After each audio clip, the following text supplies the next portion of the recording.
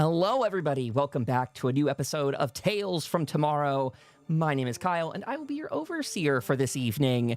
This is episode 9 of our actual play series, so welcome aboard. If you are just catching up at all, want to do that backlog of episodes, we've got about 9 or so uploaded already to our YouTube channel, so you can find that, Tales from Tomorrow Fallout. And if you want an easy link, go to tftfallout.com, where you can find our Substack and get subscribed there. If you are someone that enjoys these episodes, we offer them in audio-only format as well for you podcast listeners.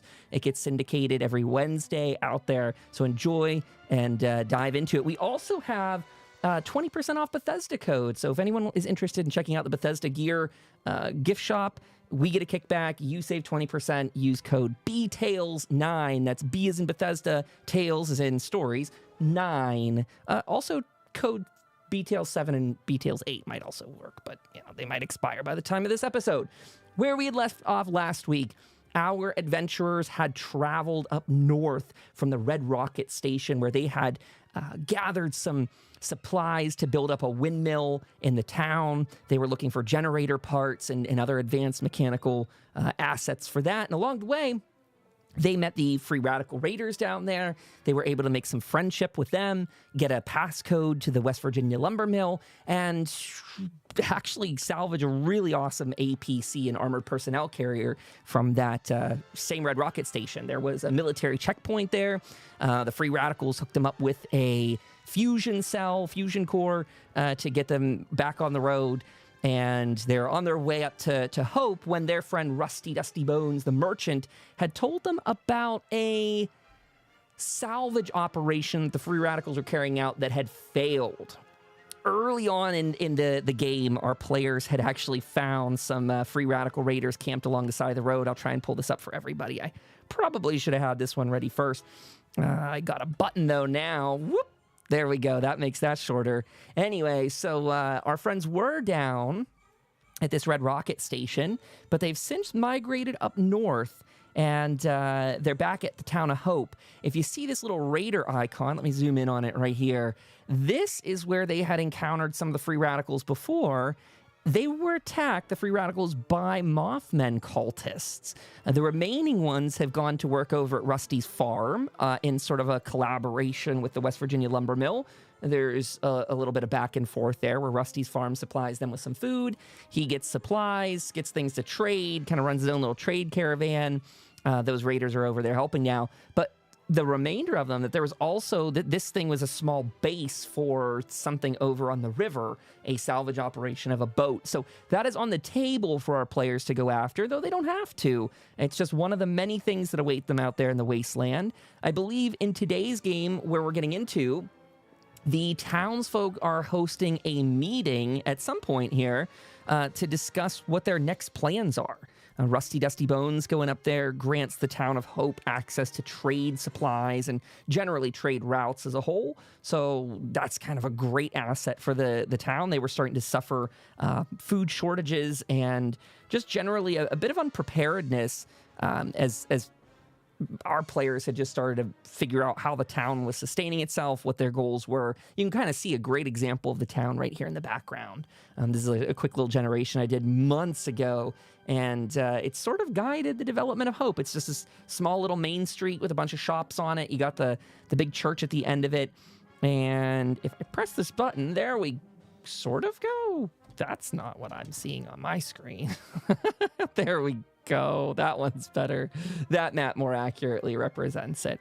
So as we dive in with our Relentless Crusaders tonight, we've got Jim. We've got Dark Knight playing Jim. We've got Mac Raven playing Raven. And in just a short bit, we will have Sky playing Sam. These characters were kind of left off in the middle of the night here. They went their own separate ways. We had some tech issues at the very end of it. So welcome aboard, DK. How you doing tonight? And Mac, hello to you. Same question to you, yeah. Doing pretty well. Just keeping up with all the current news and all the threats of World War III, and just like, wow, great, now I can live Fallout in the real world. That's exactly right. You can enjoy real life Fallout soon without having to pay anything extra. Just open those windows and let that snow in, man. Raven's typing us something. As always, Raven uses her vocabulator, and she's chatting with us here in Discord. You'll hear in just a second. Okay, what else do I need to do before we dive into... I'll actually turn on some little city music. If anyone out there has Doing trouble... well waiting for real life Fallout. Come on, Ellen and Donnie T. Don't let me down. If anyone out there... Oh, by the way, yeah, let's get that out of the thing right off the bat. This is where we lose some followers right away or gain a lot more. As always, Nazis fuck off. We don't have time for that. I had someone who got mad in the comments section because at the end of the last episode, Mac had said something making fun of JD Vance. So the guy watched like 3 hours of our content only to piss his pants in the comment section at the very end. He said, it's not very mature of you guys to talk politics as I'm watching this game that is built upon the ruins of capitalism. I mean, if you're playing Fallout, you don't understand that it's an anti-capitalist story. You're not playing Fallout at all. You're delusional and having a hard time adjusting to the world around you. And I'd be happy to teach you, but I'm not your parent. So, you know, there's a firm line in the sand. I can only do so much. And as for that guy, he got muted from the channel. So if you're still out there watching, by all means, keep watching to that person. But no one can hear you scream in space. I said that backwards. In space, nobody can hear you scream. It's a little alien. Hello, Sky. Welcome aboard. Good to have you with us. How are you today? Hello. I'm well. Thank you for the patience. Sure thing. We're going to have a very abbreviated game tonight, probably an hour and a half at most. We'll be out of here probably around 10:30. So we will dive right into it now that we have everybody here. I had just done a quick recap, Sky, that everyone here is in town and they're all just waiting. I believe you actually had all slept. I will throw that out to people. Is there anything else anyone's doing before the previous night ends? This is your last chance to decide if there was anything you do before you go to sleep for the night. Otherwise, you will wake up fully rested and you get your bonus 2 HP for the session. So you get 2 to your max HP. I am good to go, I think. I've got nothing to do. Very good. And hopefully everyone can move their icons. Raven fixed, I think, her map issue last time. It was just off the screen. So for any reason anyone cannot do that or can't see it, let me know. I can't move icons on the screen right now. And I'm not sure what the solution to my problem is here. I think maybe I start by resetting my alchemy one more time. I can't move Hell's Bells there. So again, if anyone has that problem, you're not doing anything wrong. Probably it's just life. Flip us back to this one. I do like the Alchemy VTT in many ways to our audience out there, but you know, it could use a little help. There we go. I can finally move Hell's Bells. It needed a reset. But we'll go with it. Okay. So diving into it, who's the first person to wake up this day? Who's the earliest riser of the crew? Me. Not me. Not Jim. Sounds like Raven. Raven, if you're the first person out of bed, what are you doing today? Let's hear what she's up to.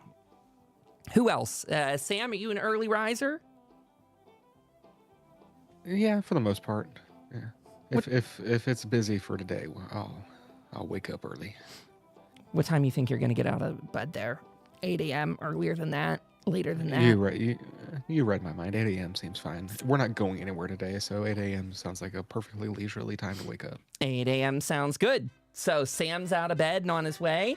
If you're interested, there's going to be the meeting today in town that Tom had told you about last night. Otherwise, the APC's still parked in the center of the street. I don't think that was moved or hidden last time, but left there. And so... that's something. Also, I will give you a heads up that the post office has a little more detail to it this week as well. So I'll let you and Raven take it away. Playing in the APC. And go for it. Move your butt over there, Raven. Get your butt to the APC. You're over there playing around in it.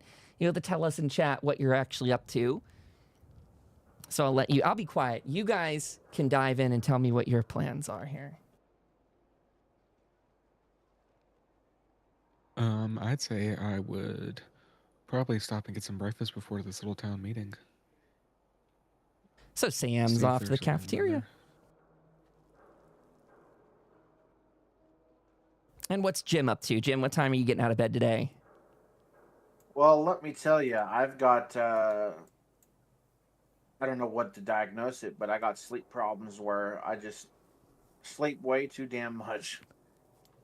So I'm still in the bed, just not even knowing what's going on.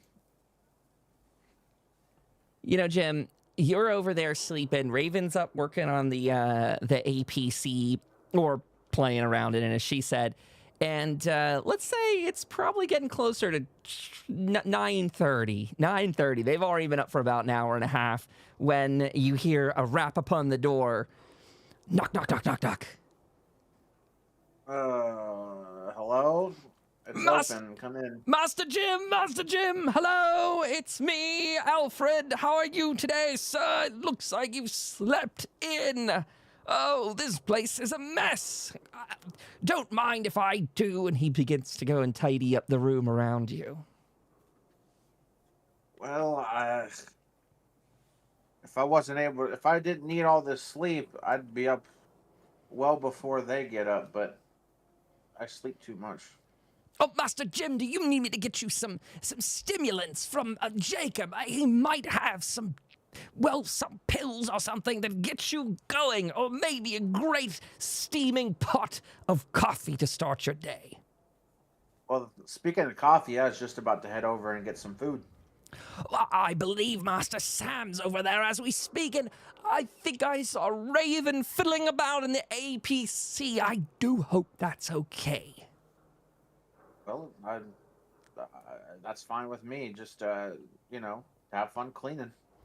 Oh, I will. And Lena told me yesterday you're looking for antenna parts. I wanted to tell you, Yes. Master Jim, before I forget, those odd signals have been reappearing on our maps and radars ever since, but they blip away in somewhere about 48 hours of time. I'll keep you abreast of any changes to it, but I've let Tom know, and he said we should be concerned. They look like SOSs, but then they fade out. You don't think that they're moving targets, do you? It's hard to tell, really. Oddly enough, one of them is coming from far north on the outskirts of this town. It looks like it used to be a sort of swanky area of town, but it's a bit further away, and I can't say that many of our guards have dared trespass that far out without risk of, the unexplored and unexplained. The other one is coming from somewhere over the river, but that would be quite a travel. Well, I'll have to give it a look later. I gotta go eat. Get your breakfast, enjoy, bon appetit, bonsoir. Jim, you're out of there, you're on your way, go for it, wherever you're off to get some food. Raven, if you want to tell us, what you're up to inside the APC, got any plans in there? You milling about? And while she's typing, let's go take a look over what the other two are doing. We got, Sam sitting down. Sam, you've over there found Rusty Dusty Bones. He's getting some breakfast. I feel like that's exactly where you left him last time.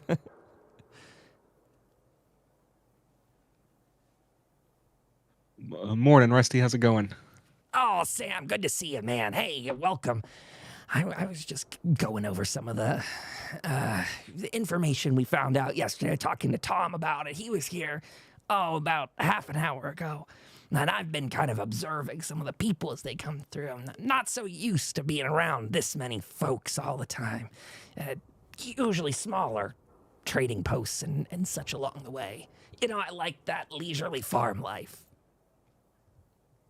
No, I understand you completely. Trust me. Business has been lucrative, though, now, with all these people around. Oh, you bet. You bet. I was just last night getting the trading post all sorted out, getting all my supplies put in it, and I'm looking to make some good deals today. Plus that hunting rifle I parted with and the flamer you guys bought yesterday lined my pockets a bit. I hear there might be some tasks around town for you today, too. Some people are just rumbling back and forth, but I think we'll learn more about that maybe at that meeting. They're looking to do it around, I think I heard 1 p.m., right after lunch. Oh, well, you know me, always looking for things to do. I appreciate the update. Yeah, of Hope you course. enjoy the rest of your breakfast, Rusty. And don't work too hard. A ghoul's gotta do what a ghoul's gotta do. Work those caps out of your hands, man. That is true. I'm excited to get to test out this rifle at some point. Oh, that one's a good one. From memory, is that the Deadeye rifle, did we say? That Kneecapper. Kneecapper, that's it. I keep confusing that in my head day after day. But yeah, you get the ability to turn a crit to a leg from a 5 damage down to a 3 is my recollection of that one. So you can really slow enemies down big time with that. Hopefully I'm rolling a bunch of leg shots. Well, and you can target those too as a kind of above board reminder that you can target any spot on the body as long as you're willing to up the difficulty of your test by 1. And that is to say, you also could have some perks that let you turn that difficulty down too. That is true. So, just options for the people. Jim, you're joining Sam. You got anything to say as you're going in there? Hey, how's it going, everybody? Jim? Morning, sunshine. Yeah, I know. I'm up way late, but I can't help it. Got these issues with my sleep. I sleep too much.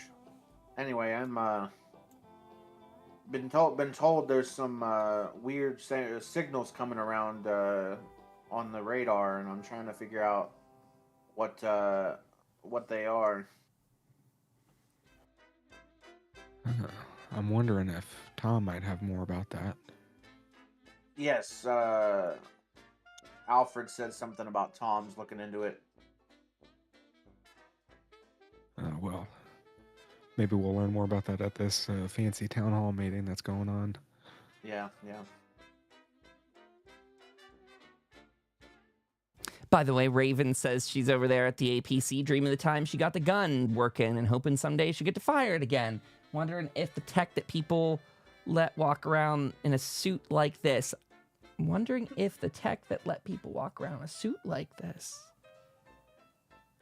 Not sure what that means, Raven, but I like you over there working on that gun. Well, does anyone have things they want to accomplish? Sorry, Sam, go ahead. I was just going to ask Jen if you wanted to take your order to go and go check out Raven, see how she's doing. That'll do. Thanks, Rusty. Good conversation. As always, yeah, see you later. I'll be at the meeting. Probably catch you there. We'll see you then.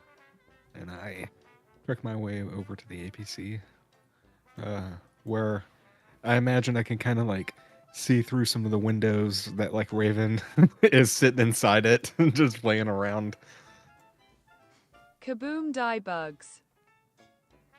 You see that maybe the turret's out there actually rotating around a bit as it spins, and she kind of aims at. I just hear the voice synthesizer going pew pew pew pew pew.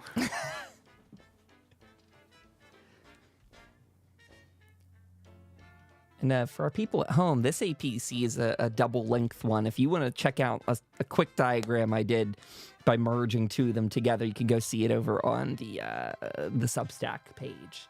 It comes as a representation of Fallout 4 mod. It's called like Mobile Home or something like that. And it's about an APC that you can use as a mobile base. That is the inspiration behind this. Raven was going to type something. Oh, shut up.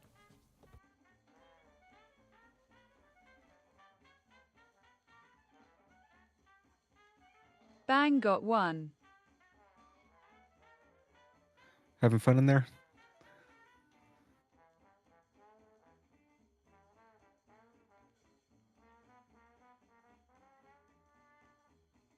Oh, hello, Sam and Jim, and yes.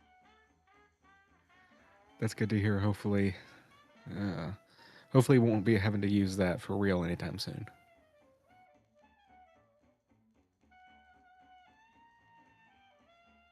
Oh, I know it sounds like fun, but we'd rather there not be something come into this town so big that we'll need to use it.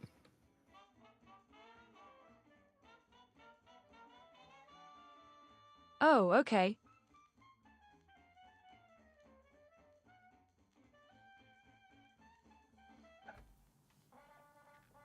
Is there anything y'all would like to do today to kill time before that town meeting?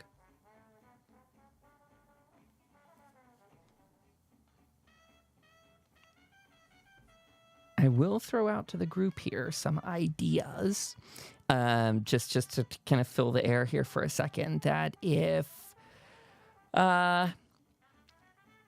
Raven, as always, with your foraging skills, the town is always in need of more food, whether that's working the farm over there or going outside looking for other supplies. You hunted last time, brought rad stag meat back. That's always a possibility.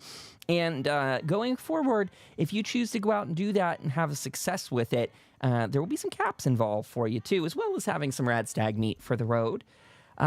Jim has sort of the ongoing quest of upgrading the radio system for the APC so that it can send signal as well as receive it, which it already is able to do. There is a little bit of time today if people want to devote to fixing up the dock over there. There's some ability to fix the warehouse.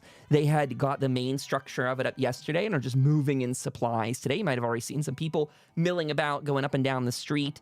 It's sort of a balmy, muggy sort of morning, as always in this region. It's just more humid in the cool Appalachian fall air, if anything else. It's got that kind of foggy morning to it, as you always get in these parts.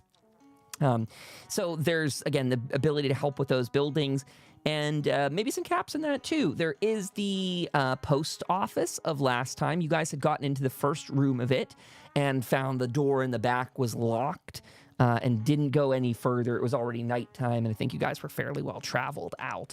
There was not any of that banging in the background, though, when you had gone in there. You'd heard something about sort of noises coming from there, but when you got in the front, no sounds were really audible at the time. And then also, I don't really know that anyone has... I think they've just mentioned it in passing, that there's a water treatment facility down the street. Just a little ways. It's sort of outside their old barricade wall, but if it's something you want to check out, that's also an option today as well. It's about probably 10 a.m., so you got about 2 hours to kill if you want.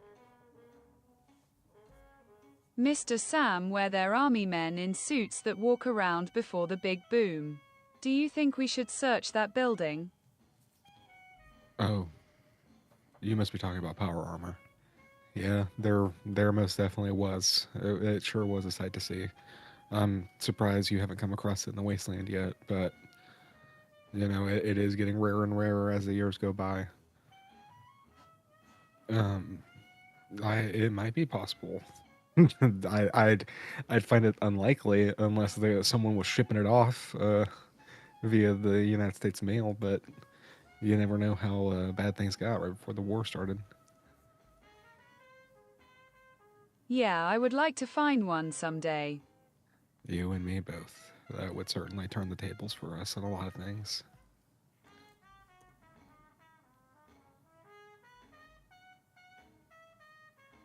More kabooms. And being okay. able to survive kabooms.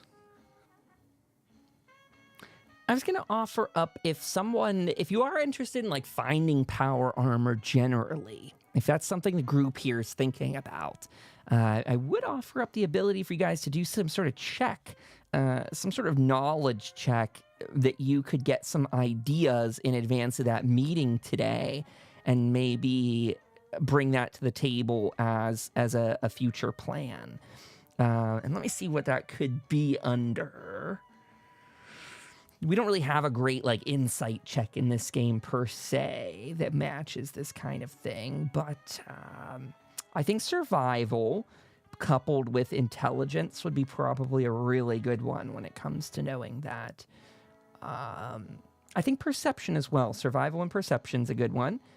So I think if people want to do any of those sort of checks, you could do one of the scaled ones.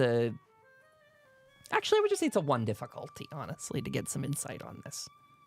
How much you get might be guaranteed by how high you roll, if anyone wants to at all. But sort of to see how much your characters might know about finding stuff like that.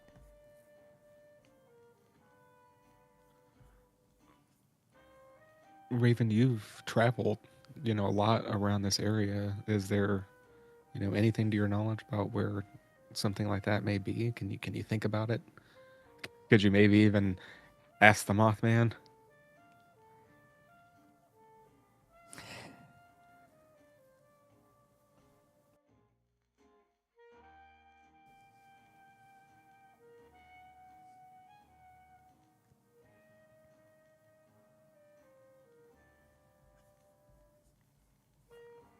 I have only seen pic of them on walls, but I could ask him.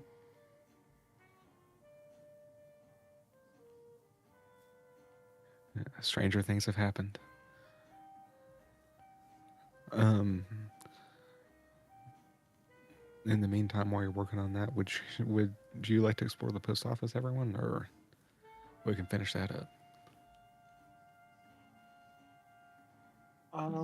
Yeah, I'd like to see what's maybe back there.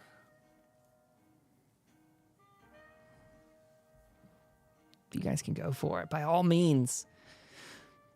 If that's the group's intention, then you go on meandering down the path. You see a bunch of people out this morning. Folks are walking around, especially as you're walking past that building right there, which is right above you. That one sort of fogged out on the map. People are you see guys hauling in barrels and crates. Actually, mostly from the church, too.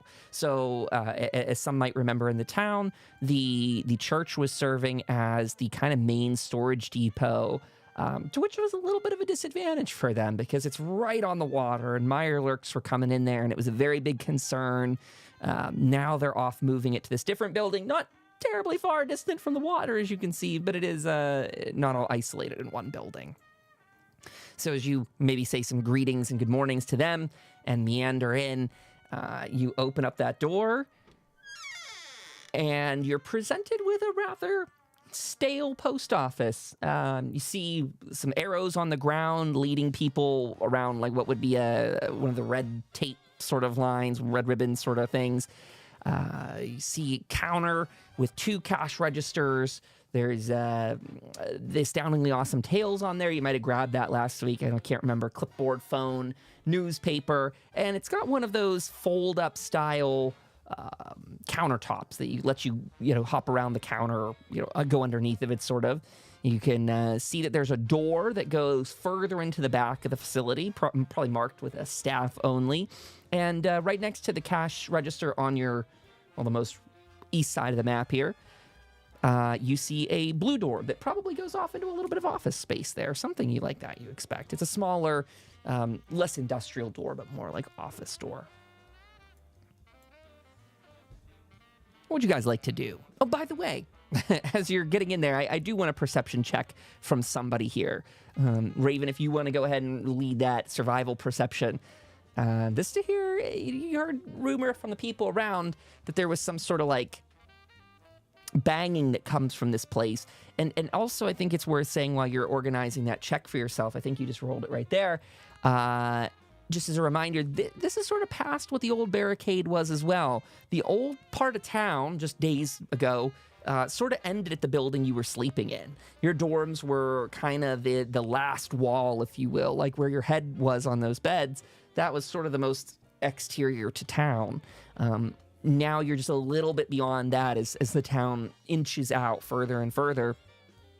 Raven rolled a 3 on that check, and she says, I pray to the Mothman while I'm walking along. So she's saying that prayer, and as she's going closer and closer to the building, Raven, you do, while you're outside of it, hear a loud bang. And at first you think, maybe even Sam and Jim, for the sake of it, might think that that's people carrying some crates into that other building. But with your great attuned senses, Raven, you actually get the kind of insight that it might be coming. Where did my map go? It might be something back sort of here. You're hearing it, a sort of sound that's echoing out and reverberating. And as you guys go in the front door, though, I think you'd pick up on that sound coming from inside the building as well. Loud bang, but it happens every once in a while. Not time like a regular electronic or hydraulic or something that might be doing it on schedule, but this occasional bang and a shuffle.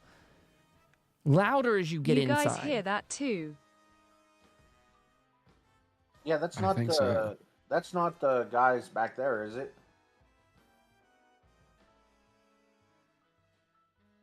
I'm not sure. Maybe we should just stay frosty in case. Keep your eyes peeled. All right. It sound like from this place.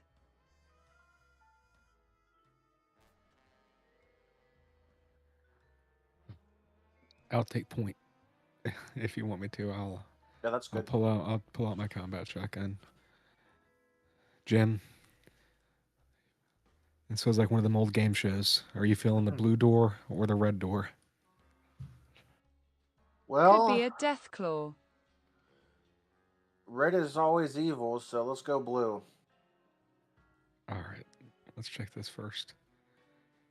I go to jiggle the door handle, see if it opens. Yeah, it's open. And as Sam goes forward, you see it's got another fairly basic hallway to it. One office door on your left, one office door on your right, and I'll say it's sort of an exterior facing door. It's one of the ones that's got the window slats in it with kind of a little metal grid through it there. So you can see out from that, Sam. You see the red door that your character icon's sort of sitting on. You can see that one goes to the exterior of the building, a little alleyway there. There's a dumpster out back and such like that. Pretty pointlessy, sort of odd feeling hallway. Probably some like mop and other random accoutrements at the end of the hall here. Little like cleaning supplies that aren't better placed, but otherwise a dead end. Which does lead you to the blue door, which is labeled manager over top. Or postmaster, maybe is more appropriate to say. I kind of check the red door real quick just to see if it opens. The red door has those push bars to it. So from the interior, yes, that one opens up if you're interested. You can push it from the inside. However, you get the idea that if it closes behind you, it's probably locked again and you'll have a hard time getting in from that door. I exclaim, well, looks like we got an easy escape plan. If it comes down to it, let's see what is behind door number 2. As I check this door. In the very same fashion, squeak.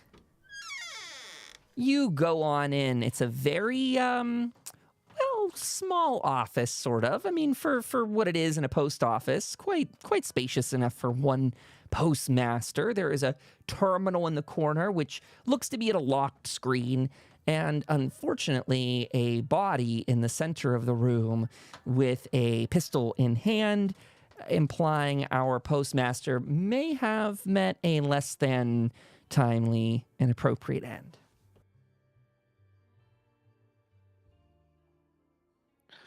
Well, I don't need to do a full autopsy to know what happened to this poor fella. Did they?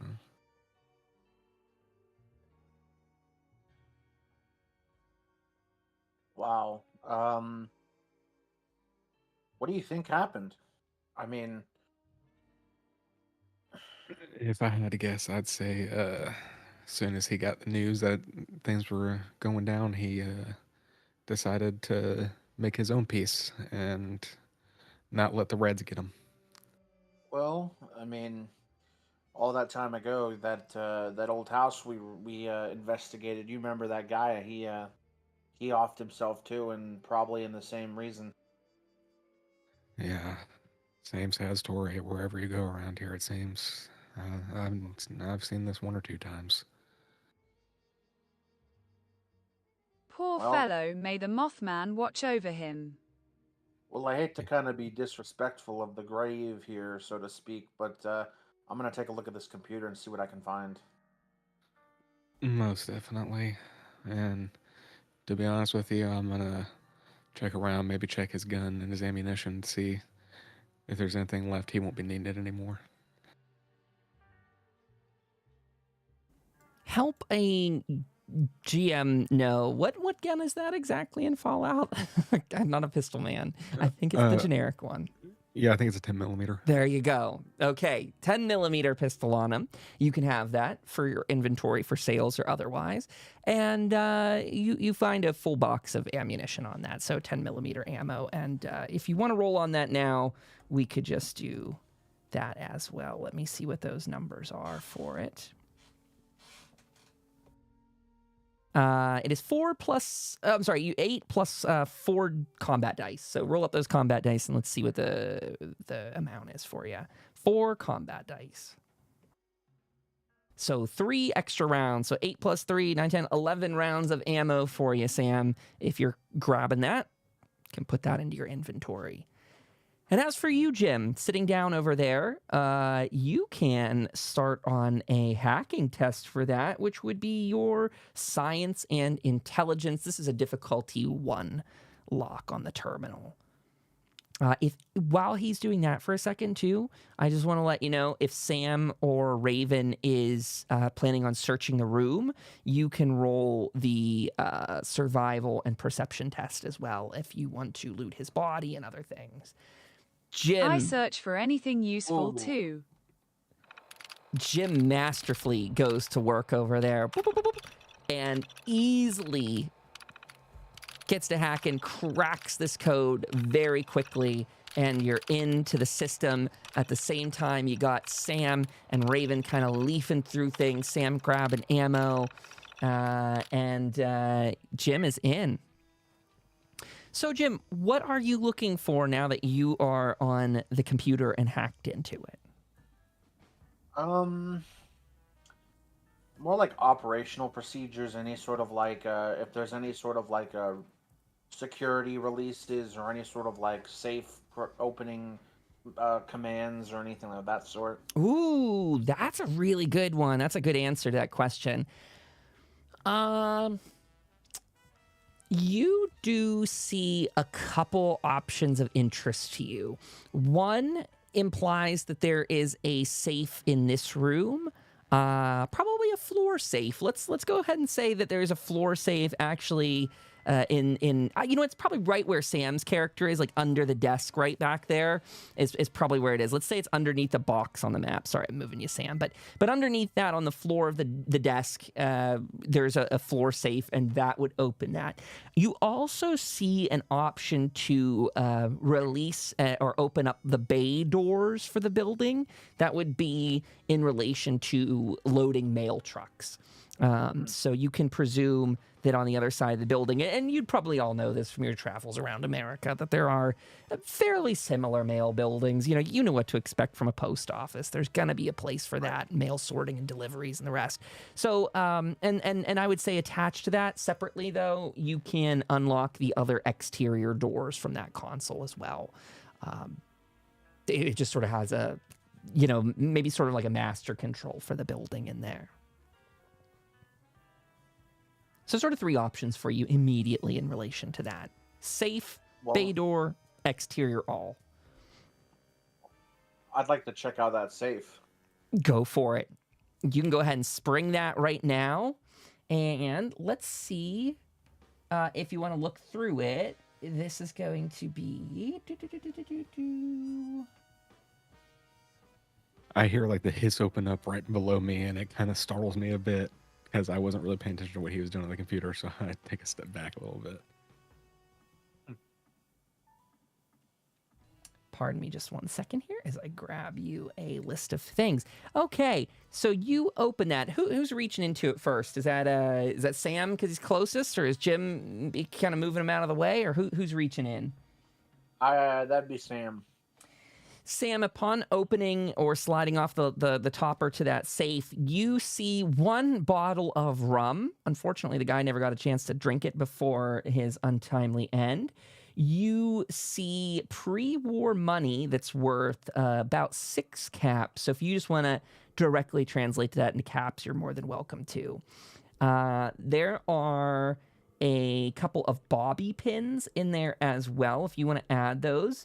Let's say it's 6 plus 3 combat dice if you want to re-roll those.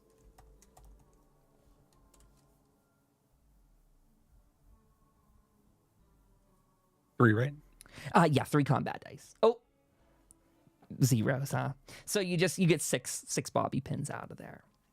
And I think the most exciting thing you find in it is a thing of Med-X, which, for those that don't know, Med-X was a potent opiate analgesic, which significantly reduces both the perception of pain and natural emotional responses to pain. So, powerful painkiller. Maybe something to help with the job on tough days.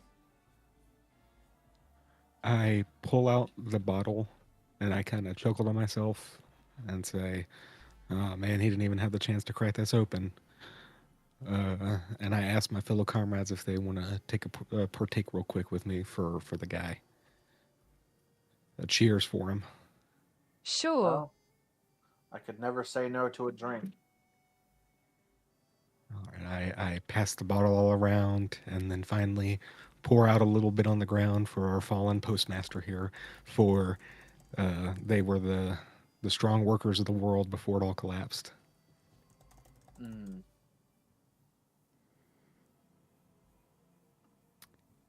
And as you're doing that, did anyone search the body in particular? I know there was the grabbing of the gun. Yuck, that burns you strange one, Sam.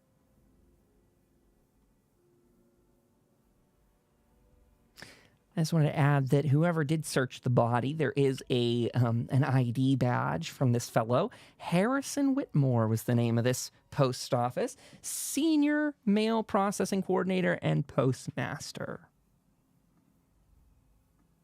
Fancy dude. DK, also on the terminal, you'd probably find some personnel records there too if you're interested in any of that. Some also delivery schedules as well. But one of the first things you find is a bit of the staff that was working in this building. And you got Martha. You have here, this was Harrison. There is a Marcus in here. But you know what? When you see Marcus, oddly enough, there is a termination notice listed here for Marcus. So maybe that person was already gotten rid of or not before the bombs fell. They listed here, neither rain nor shine, Marcus Miller. There's a little note attached to his personnel file that says, dedicated worker, maybe a little bit too dedicated, hard to get him onto a different track before he gets caught up. He's sort of requires extra supervision in that way. You can see some delivery logs and notices, also some complaints in here too. So, things that had gotten missing along the way and the rest. So just some basic information at this time. Would there happen to be any information on the delivery routes? Yeah, there's delivery schedules. There's pickup and delivery schedules for first of all, the collection around the town, giving time of day. That around 5 p.m. they clean out these post office boxes that are around the city between the hours of 4 and 5. About it's not a huge place. I should call it more of a town than a city. But you can see there's boxes out front when you'd passed walking in. There are delivery routes and labels. They had about 2 people doing deliveries for Hope itself. That includes the outlying regions from it as well. As we've talked about before, these roads kind of go out in both directions. This road that we're looking at still on the screen is just a reminder. We are facing, like the top of our screen is facing west. So if you're to exit this building and go to the right, you're going north. If you go out and exit to the left, you're going south. So just a little bit of information splitting the routes. It's basically split down Main Street and, goes one way and the other. Well, I was thinking, guys, if we ever have the chance, we should go and hunt down one of the trucks that had come through here, and maybe we could scavenge it for some useful items. That sounds like a really good idea. Sounds like a plan. But that's not, a pressing matter. I mean, we have more important things to do, but if we ever get the chance, just by having some free time, we could definitely go and hunt that down. That sounds like a good plan. Let me ask you something though, Jim. Yeah. Is there anything on there? Is there any way you can see if anyone has been receiving anything from Vault-Tec.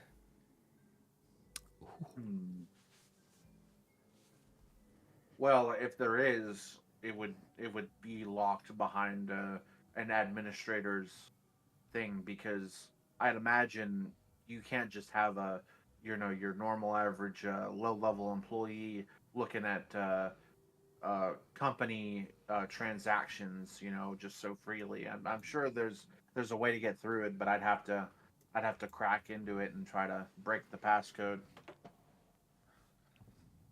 That, if we can get it figured out, I don't think it'd be terrible if we could try to jot down some names, see if anyone got access to a vault, see if we can get any addresses of anyone who got access to a vault, and maybe investigate and maybe find ourselves a vault. And Vault-Tec, is that where that lady we meet lived? yes, it is. And if we can get ourselves inside of a vault, we might be able to investigate this pink stuff problem a little bit further, and maybe even use some of their facilities that they have. Maybe they'd be inclined to share if we trade with them. Yeah, I'll have to give that a look-see right now. But if you want, while I do this, you go ahead and look at that other room that we passed by. All right. We'll check it out. You stay safe and let us know if you see anything. So as that's happening, just a brief above the table to remind DK. To that point, you could try and hack further into these administrative files here. You have a rare book in your inventory. We discussed it last time, and I'm going to forget the name of it. But you got one of the rare books that allows you, I believe, the chance to lower the difficulty of these tests. And Kyle's got to go look it up again because he's really bad at placing the information for that. But if this is one of the books that when you read it, you can absorb it for a perk that you can take at your next level up. I think I'm close to it. Maybe not. I'll do it a little bit later. Figure that out. It was a Programmer's Digest of sorts. I can't remember the name. You're right. I think that's actually the real formal name of it too. Bless you for your brains. Let's see. Search Digest. Kyle, the brainless man here, has not put that into the notes, which is kind of important. Digest. I'm not finding it. Yep, it's here. Programmer's Digest? Yep. Okay. Yeah, I didn't put it into my grid, though. That sucks. Anyway. I'll pull it up at some point here. I did want to call out that as you're having that brief discussion in the room, you do hear a bang and a clank that what sounds maybe at this stage like you're close enough to hear boxes falling over in that other room behind the doors that you kind of couldn't get past last time. I don't know if someone's gone up to try them again today, but it looks like Raven being up there, you try and push through that double door and it kind of rattles like it's stuck.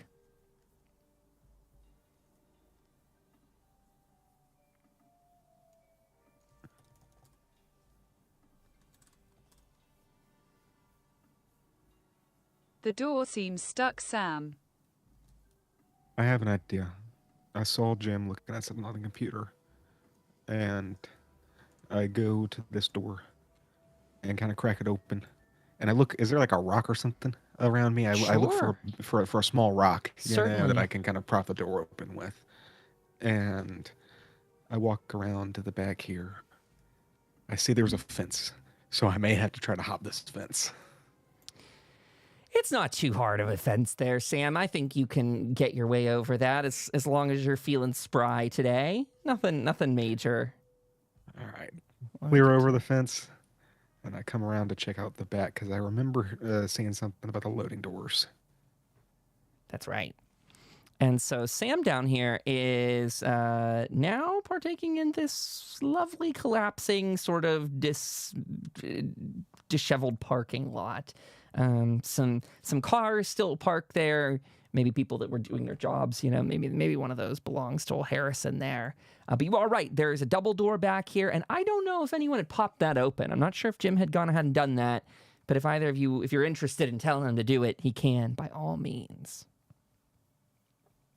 I kind of yell out to Jim, because I'm guessing, he might be able to hear me. There's a couple doors propped open. Yeah. So I'm like, hey, Jim, go ahead and open that. Go ahead and open those, the loading bay doors if you can. And I will. Oh, yeah. Okay. All right. I'll do that. And I don't know if I can do this out of combat, but I want to see if I can use like the prepare action with my shotgun and just kind of like get ready if there's anything in there. Just have my shotgun pointed through those doors. Yeah, that is perfectly okay. Give me just 1 second here. Yeah, you go ahead. A cute little mini car, Sam. Raven's over there looking at cars. Oops. Let me specify. If there's anything hostile behind the door, I will pull the trigger and shoot. Sure. Okay. Well, as you go ahead to do that, Sam, you yell it to Jim. Jim relays the message to the computer. He backs out of some of the files he's in and goes to that screen, press the button, and you hear some sort of hydraulic-y interlocking. Maybe it's a mag lock, whatever it is on this. You hear a decoupling sound, and those two doors begin to, on their own, sort of move out sort of towards you, like they're hatch-style doors there. And you are presented with the interior of this space, which I will delete the fog in just 1 second. Here we go. Whoop. You can see in, at least this area of the room is bright with the light from outside shining in. And as you do this, you hear and you hear more boxes collapse in what's probably coming from the back left corner of this room. You looking in from the outside with your gun, it is a bit hard to see what's going on in there just yet. I turn to Raven and I say, Raven, you still got your flashlight? Yes. All right. When you turn it on, let's take it slow in here. Also, what did Raven roll? Sorry, what was that one? I almost missed this, Raven. What did you roll the survival and perception where you got a 20 on that? What was that in relation to? That was for looting that room. I was going to ask you if I could assist her on that as well. Oh, okay. Yeah, let's go ahead and take care of the looting in a little bit. I'll sort of remember that. We'll talk about loot in just a second here. So, Sam, you're taking point. Raven, are you with them? I still see you over there on the fence. Just a heads up. I don't know if you moved your icon or not, but we got Sam heading in first with a shotgun. Sam, you lead. I'll follow you with the map. So as he goes in, taking it careful and slow, you see mail spilled out upon the floor, letters covering the ground. You see some boxes that are open. There's packing peanuts. There's sort of the plasticky wrap around some. Some are a little bit more old-fashioned. They're bound up with twine instead, sort of maybe a local habit and all the rest. And as you're going through sort of aisle by aisle here and shining your light, why don't we go ahead? This is going to be a difficulty 2 survival perception. And if Raven... Oh, Sam, you're in the lead, right? If you're leading the pack, I think you should lead it, and Raven could follow you with it, based on how you're both set up here.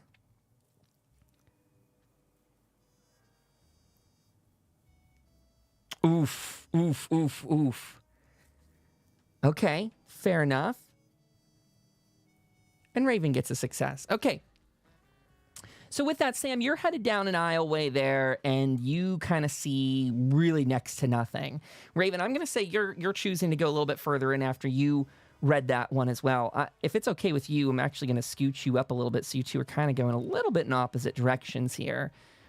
Raven, as you're heading down your aisleway here, you see at the very end the outline of a figure who is sort of hidden behind some crates in the corner.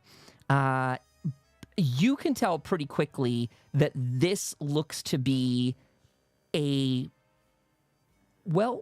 ghoul who's wearing some post office garb.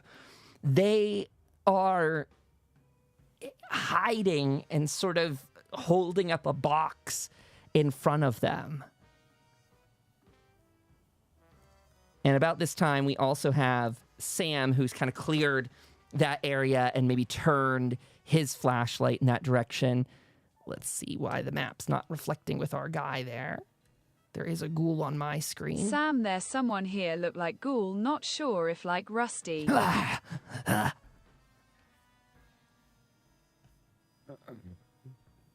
Oh, just be ready, Raven. I'm gonna try to talk to him. Sir, are you okay?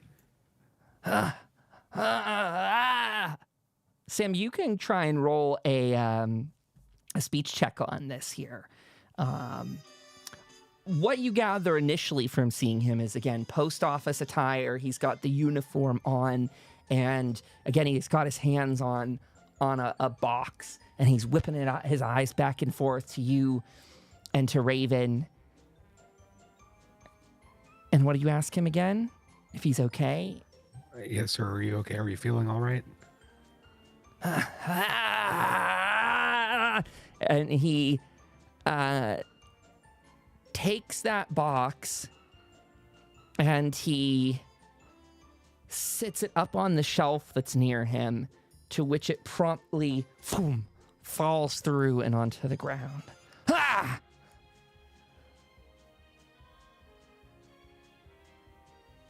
Odd. Raven, I don't think this fella has all his screws in his head, unfortunately.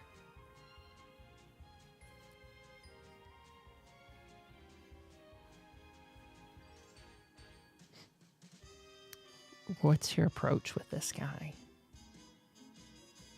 But he don't seem mean. I know, but we either let him sit in here and suffer for God knows how long, or we put him out of his misery and let him rest. As you're saying that, I know earlier one person had noticed the name tag on the previous person. I think it might be Raven with her eyes at this distance. Raven, you would see this as Marcus. This was the man who was considered overly dedicated in the log there. The one who was about to be terminated for his over dedication to the job. And as you can see by what you're gathering here, looking at the sort of disheveled space yet oddly organized at the same time, Raven, you get the idea that Marcus here may have been sorting mail for the last, potentially 25 years. Some boxes destroyed, others unopened. Again, mail strewn around.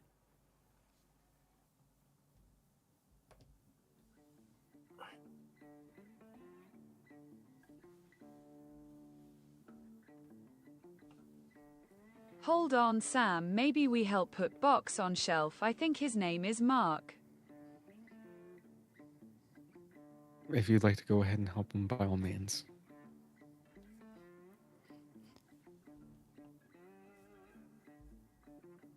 I found his name tag. But, I mean, from the looks of it, it looks like our friend Mark hasn't gotten a break since the bombs dropped, and I think he's well past due for retirement. Raven, you went to help him with the box, is that right?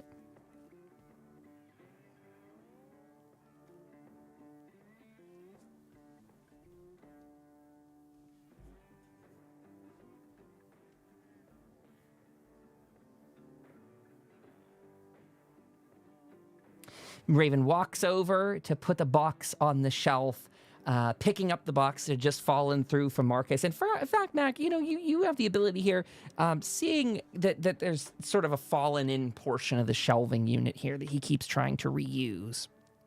You very quickly flip that board back up where it belongs, and within just a moment, you hoist up that box and put it on the shelf, and now being stable and placed there well, Marcus looks at you very quickly, that quick ghoul kind of reflex, and you see his eyes kind of light up, if you will, and Marcus kind of quickly runs towards your direction, Raven. At first, maybe almost a little bit alarmed that he's coming at you. Instead, Marcus reaches for a box, pulls it off the shelf, and hands it to you. Thanks. And if you're interested in opening that box from Marcus,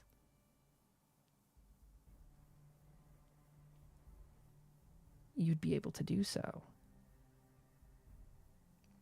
She's going to go ahead and look inside. Oops, what did that just do? That was crazy. Oh, what do we got in here? You open that box, and it is looks like a goodie package for somebody. There are 2 bags of potato crisps in there, a holotape, and a holotape player. To the observant eye, this actually looks like it was destined for Vault-Tec University. Speaking to the question that was asked earlier. So 2 potato crisps. Look, Sam, food and whatever this is. Let me take a look at it, and I take the player and the tape, and I see if I can play it. Yeah, you can use the holotape player. You, Sam, steadily go ahead, plug in that tape. It makes the typical click and sound as you hear the sound of a woman's voice, warm and sort of welcoming, as she says, "Hi, sweetie, it's your dad and I. We wanted to send you a holotape player of your very own so you don't have to rely on using anything down there at the computer labs, or I don't know if they've given you any of those Pip-Boys at the university. I know we can't get our hands on anything like that ourselves, but we're able to record this and just wanted to send it to you. Maybe we can correspond like this. It's a little bit more like being at home than just a dry old note we send you in the mail. I hope these crisps will keep you happy and healthy in the season. I know you got some exams coming up. We hope to see you later in the year. I know Halloween's close, one of your favorite times of the year. We'll sure be thinking of you, and if we don't see you before then or around that time, I guess we'll see you around for Thanksgiving. Well, now that you have this, feel free to drop us a line. I'm sure you can get a hold of extra tapes there if you want, or if you really need to, you could write over this one. Wouldn't mind doing that back and forth, but I think they might degrade a little faster that way. I don't know. Your father sends all his love, and I do too. Talk to you next time. Tape winds. Upon hearing this, Sam kind of slinks back onto the wall, kind of knees buckling a little bit, as he remembers someone he hasn't remembered, he thought about in a long time. He thinks about, his younger sister, who at about the time that this was recorded, should have been going to university. She probably could have even gotten into Vault-Tec University with how smart she was, but he was concerned with his own life at the time and was doing his own thing. And after the bombs drop, it just hasn't crossed his mind for a very long time until this moment, and it kind of all washes over him. Sam, you okay? You look pale. Upon hearing Raven say that, I kind of come to grips with reality again, and kind of wipe away my face and everything, and just kind of get back to it. And I tell her, it's all right. It's all right. It's just poor kid, poor family. And I just, I, I leave the tape, but I bring the player with me.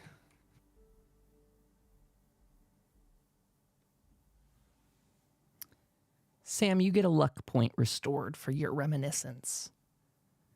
And I'm not sure if either or both of you would notice, but in about the time that this was happening, after Marcus handed Raven that, and you guys took a listen, Marcus is headed outside carrying a box. Actually, more like 3 boxes stacked on top of each other. He's heading out there, maybe looking for a mail truck. I feel like this could be a good time to do a brief check-in on Jim up there. Jim, sorry to leave you hanging on your own. What are you up to? You were about to maybe hack in further. Yes, I was looking into getting through to this administration portal. You want to go ahead and roll? It would be, we'll just say the difficulty steps up 1 notch there. And also, pardon me 1 second before you do that, because I did dig out the rules.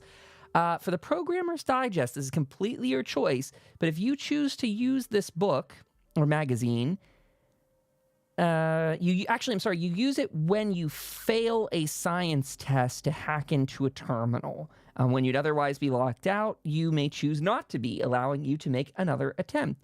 If you learn this perk, you may do it whenever you're locked out of a computer.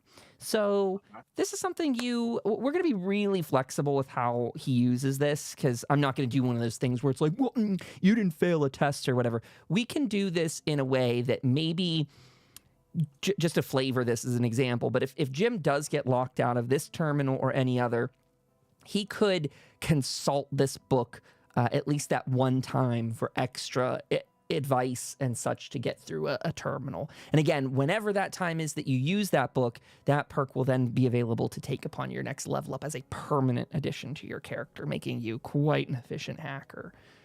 So you're welcome to ignore that book for now if you'd like and just try and get into this. It'll be a level 2 difficulty. Okay. And that's science and intelligence there. Well, with 1 success, you're going at it, you're typing away, but error. Not enough to get through that one. Now, this is where the book comes into play, that you could use that for another attempt, or you could always use a luck point of your own to re-roll the one that did not cross the finish line, that 18 there. I'll spend a luck, yeah. Sure, go ahead and use a luck point. You can re-roll that 18. As long as it's under an 11. Come on, Lucky. Whoa-ha! Exactly an 11. So with that, Jim is able to get into the higher restricted files. This is now looking at, you're looking for addresses, right? Things related to invitations to vaults, other sort of correspondence from Vault-Tec, things like that. Is that right? Yes. Doesn't take you too much sifting. Vault-Tec, very large company at the time, very, very well established throughout the region, actually across the whole country. You pick up on sort of a search option there where you can kind of filter by sender receiver, and you do see some letters, various ones. You can see some of these are sort of Vault-Tec university letters. There's quite a lot of those back and forth, meaning there's a lot of campus mail that gets sent out to prospective students, to returning students, to even the alumni they want to hassle for money, I'm sure.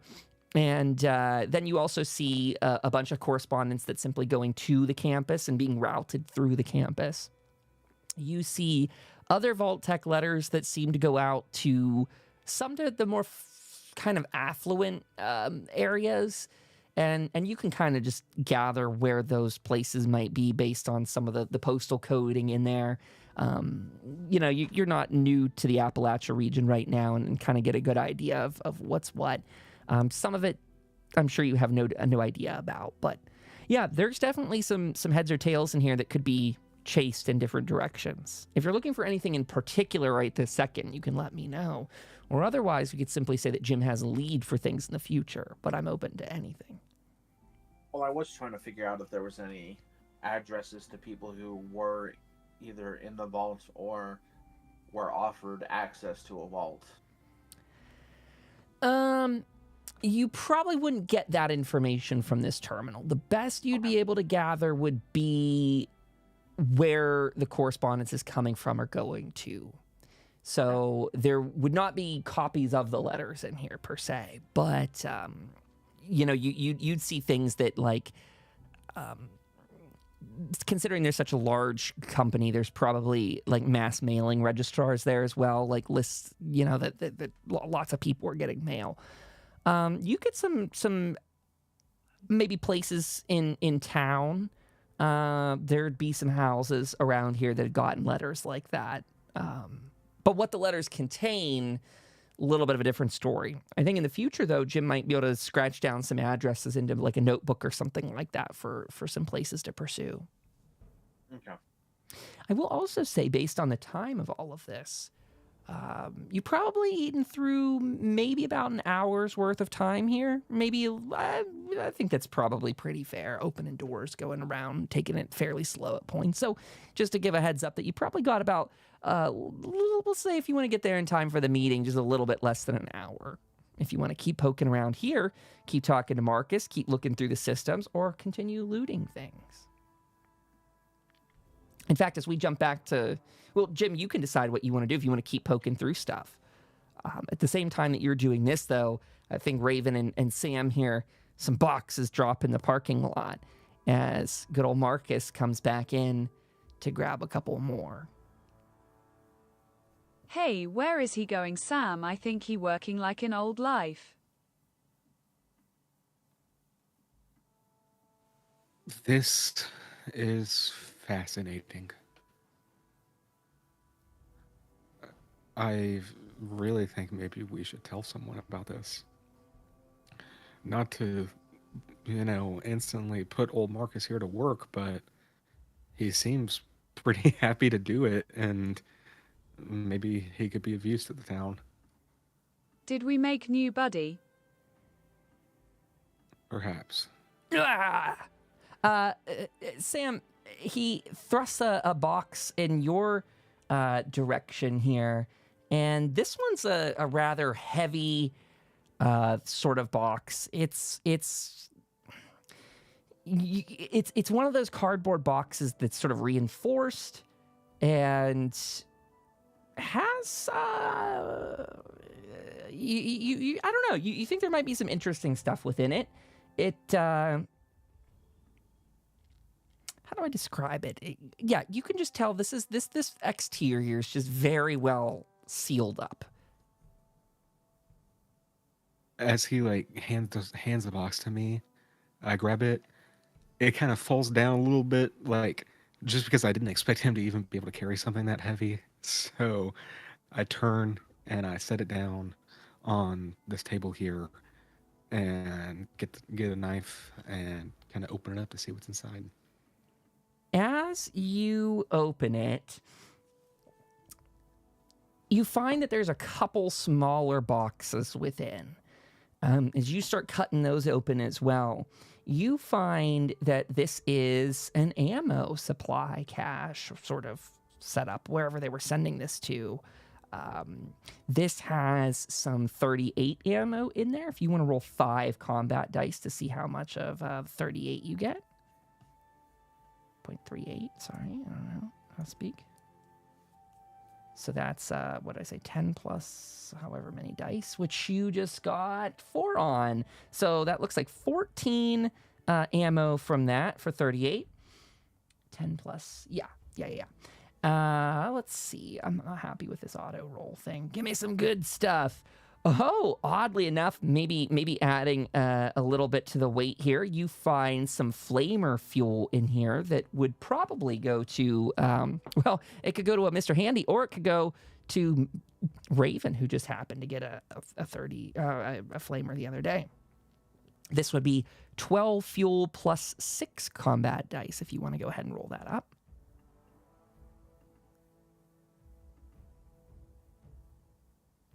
Ooh, 3, 4, 5, 6. So, what did I say? 10 plus 6 will do. We'll do that. 10 plus 6 on that. I scooted away from it, so I don't know if it was 10 at the base, but we're doing it. 10 plus 6. I go ahead and hand it off to Raven. I say, here you go, Raven. Look at this for your shiny new fire stick. Hell yeah. By the way, let me make sure that we're getting this written down. Fire. So, Mac, you get 16 flamer fuel. And I think we just had 14 for the one above it. So 14.3, 38. Okay. And as you're getting to the end of the box here, you see one laser musket in there. And there's accompanying ammo for it, too. So let me just check my notes. Laser musket, of course, uses fusion cell ammo, which has how much?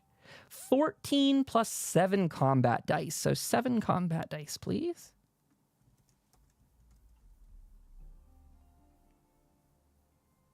Ooh! 2, 4, 6, 8, 9. I think I got 2, 4, 6, 8, 9. Yes. Which puts that number at what? 23, I think? And those are Kyle knows Fallout. Kyle knows Fallout. Those are fusion cell ammo. Right. Fusion cell ammo. So yeah, that was a heck of a heavy box, probably because there was flamer fuel and a full-on laser musket in there. It seems whoever this one was going off to, somebody had ordered some supplies for maybe fending off that commie invasion. I don't know. I pull out the laser musket and I go, look at this antique. And I say, Raven, check this out. Kind of show it off to her and show her how it works. And I show her there's like a hand crank that I bet that she'll love. All you got to do is twist it up and then shoot. Oh, neat, me want it. By all means, take it.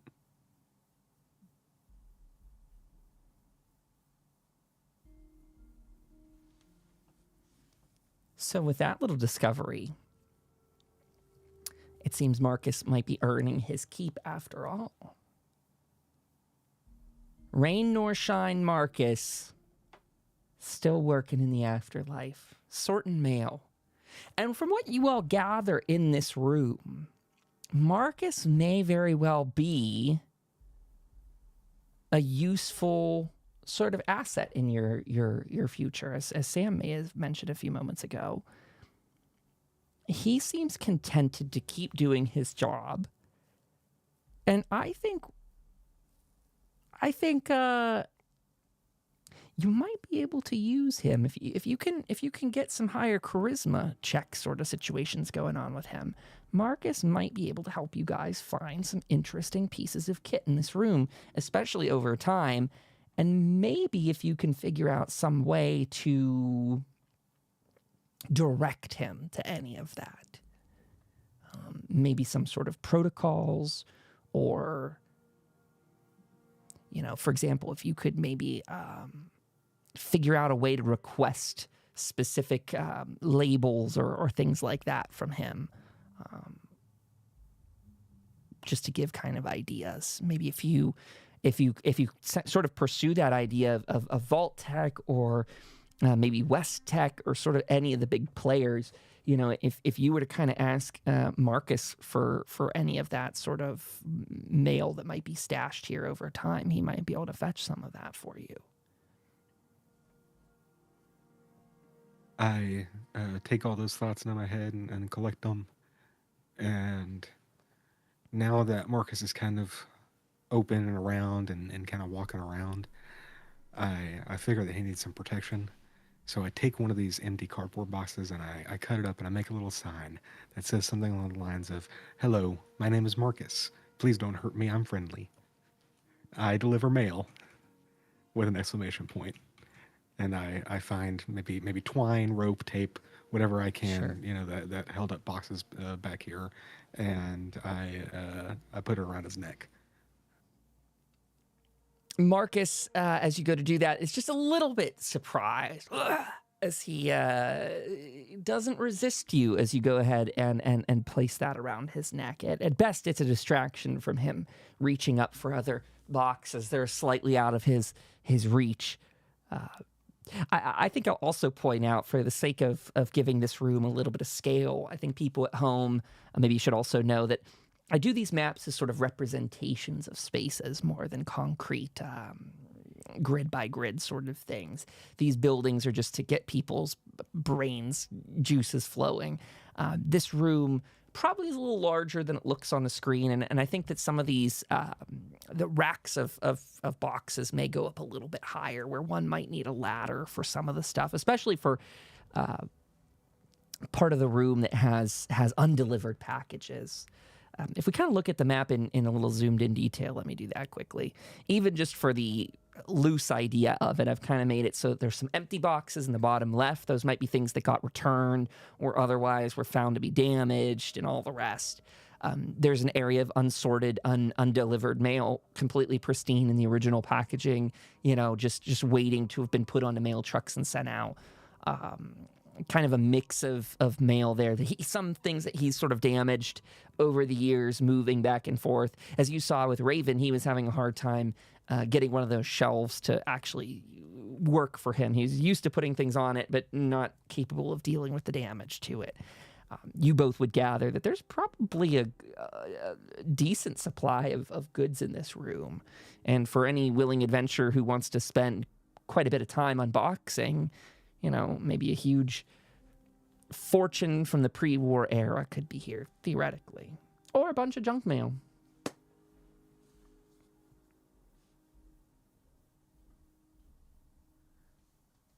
I kind of take in that there is a lot of mail back here and kind of pick through a little bit of it and just say, you know, at the very least, we might have some kindling material in here, or maybe we can find some old birthday cards with some pre-war money. And you could probably do that, actually. You know, it wouldn't take, you know, if Sam wants to go ahead and open up a couple things of mail, you probably do find some pre-war money, just as you said. Let me find what the roll is for that one. Pre-war money.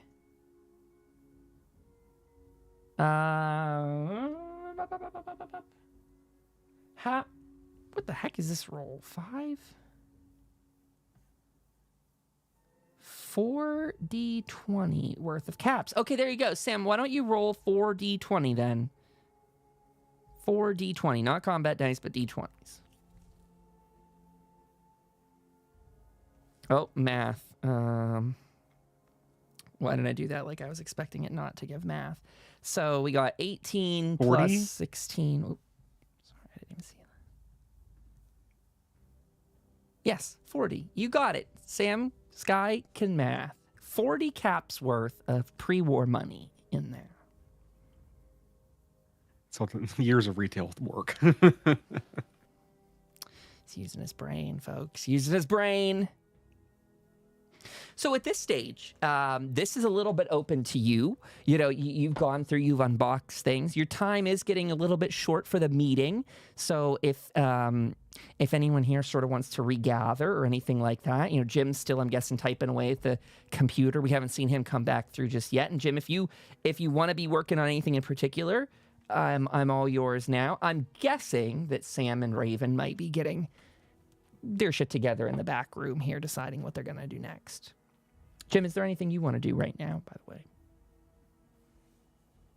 Not in particular, no. Well, maybe if you're interested, you could be the one to go wrangle the group, or they might come out and find you. I'll let you all decide if there's anything further you want to dig through here now, or if you want to go onwards to other things. I'm going to take a step outside and spark up a gray tortoise while I'm waiting for everyone to rejoin for the meeting. Hey, Mac, who is this?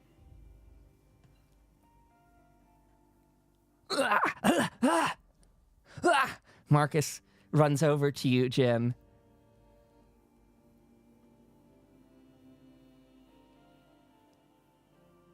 This Mark. Is this someone we should worry about, or? I hear Jim say, "Read the sign, buddy." He nice. Oh, well, hello. And Jim, he takes off a box and hands it over to you as well. Jim,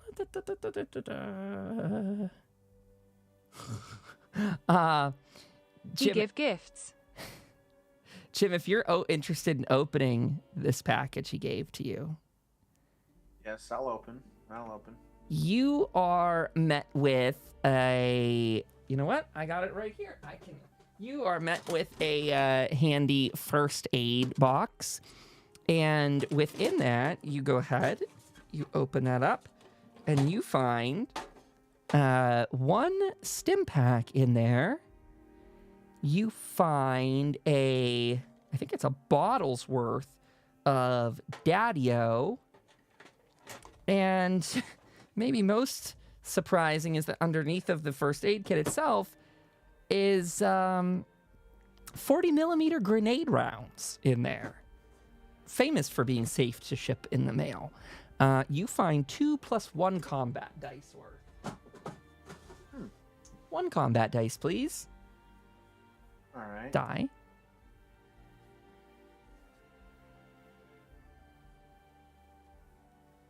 So you find 3 40 millimeter grenade rounds in there. And Marcus looks satisfied, like he has done his job delivering mail to 3 people here. And he happily shambles off to go sort through more boxes. I kind of smile, cigarette grip between my teeth, and I say, "See? He's a good guy." Well, that's something you don't see often.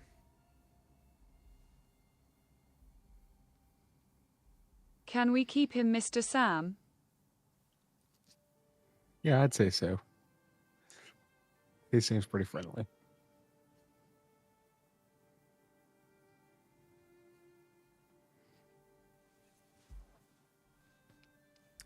I wonder he eats. Why don't you see if he eats some of those chips you got?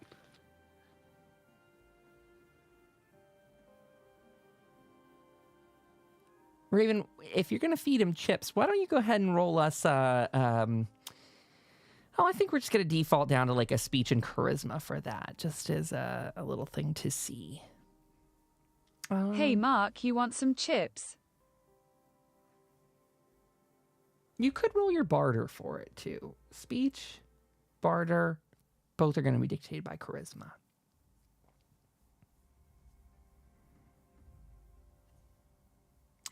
Zero success. He does not partake in the chips. He eyes them very inquisitively as he twitches his head looking at them. He goes, "Ugh.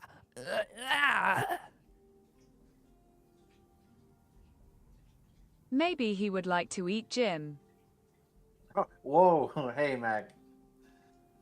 Let's not test that theory. No. Let's leave him to his work. We're gonna miss his meeting. Okay.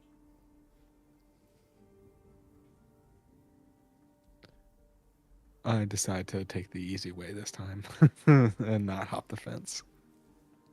Fair enough. Let me also unveil some more of the map. Not that it's the most exciting thing in the world back there for you guys, pardon me, but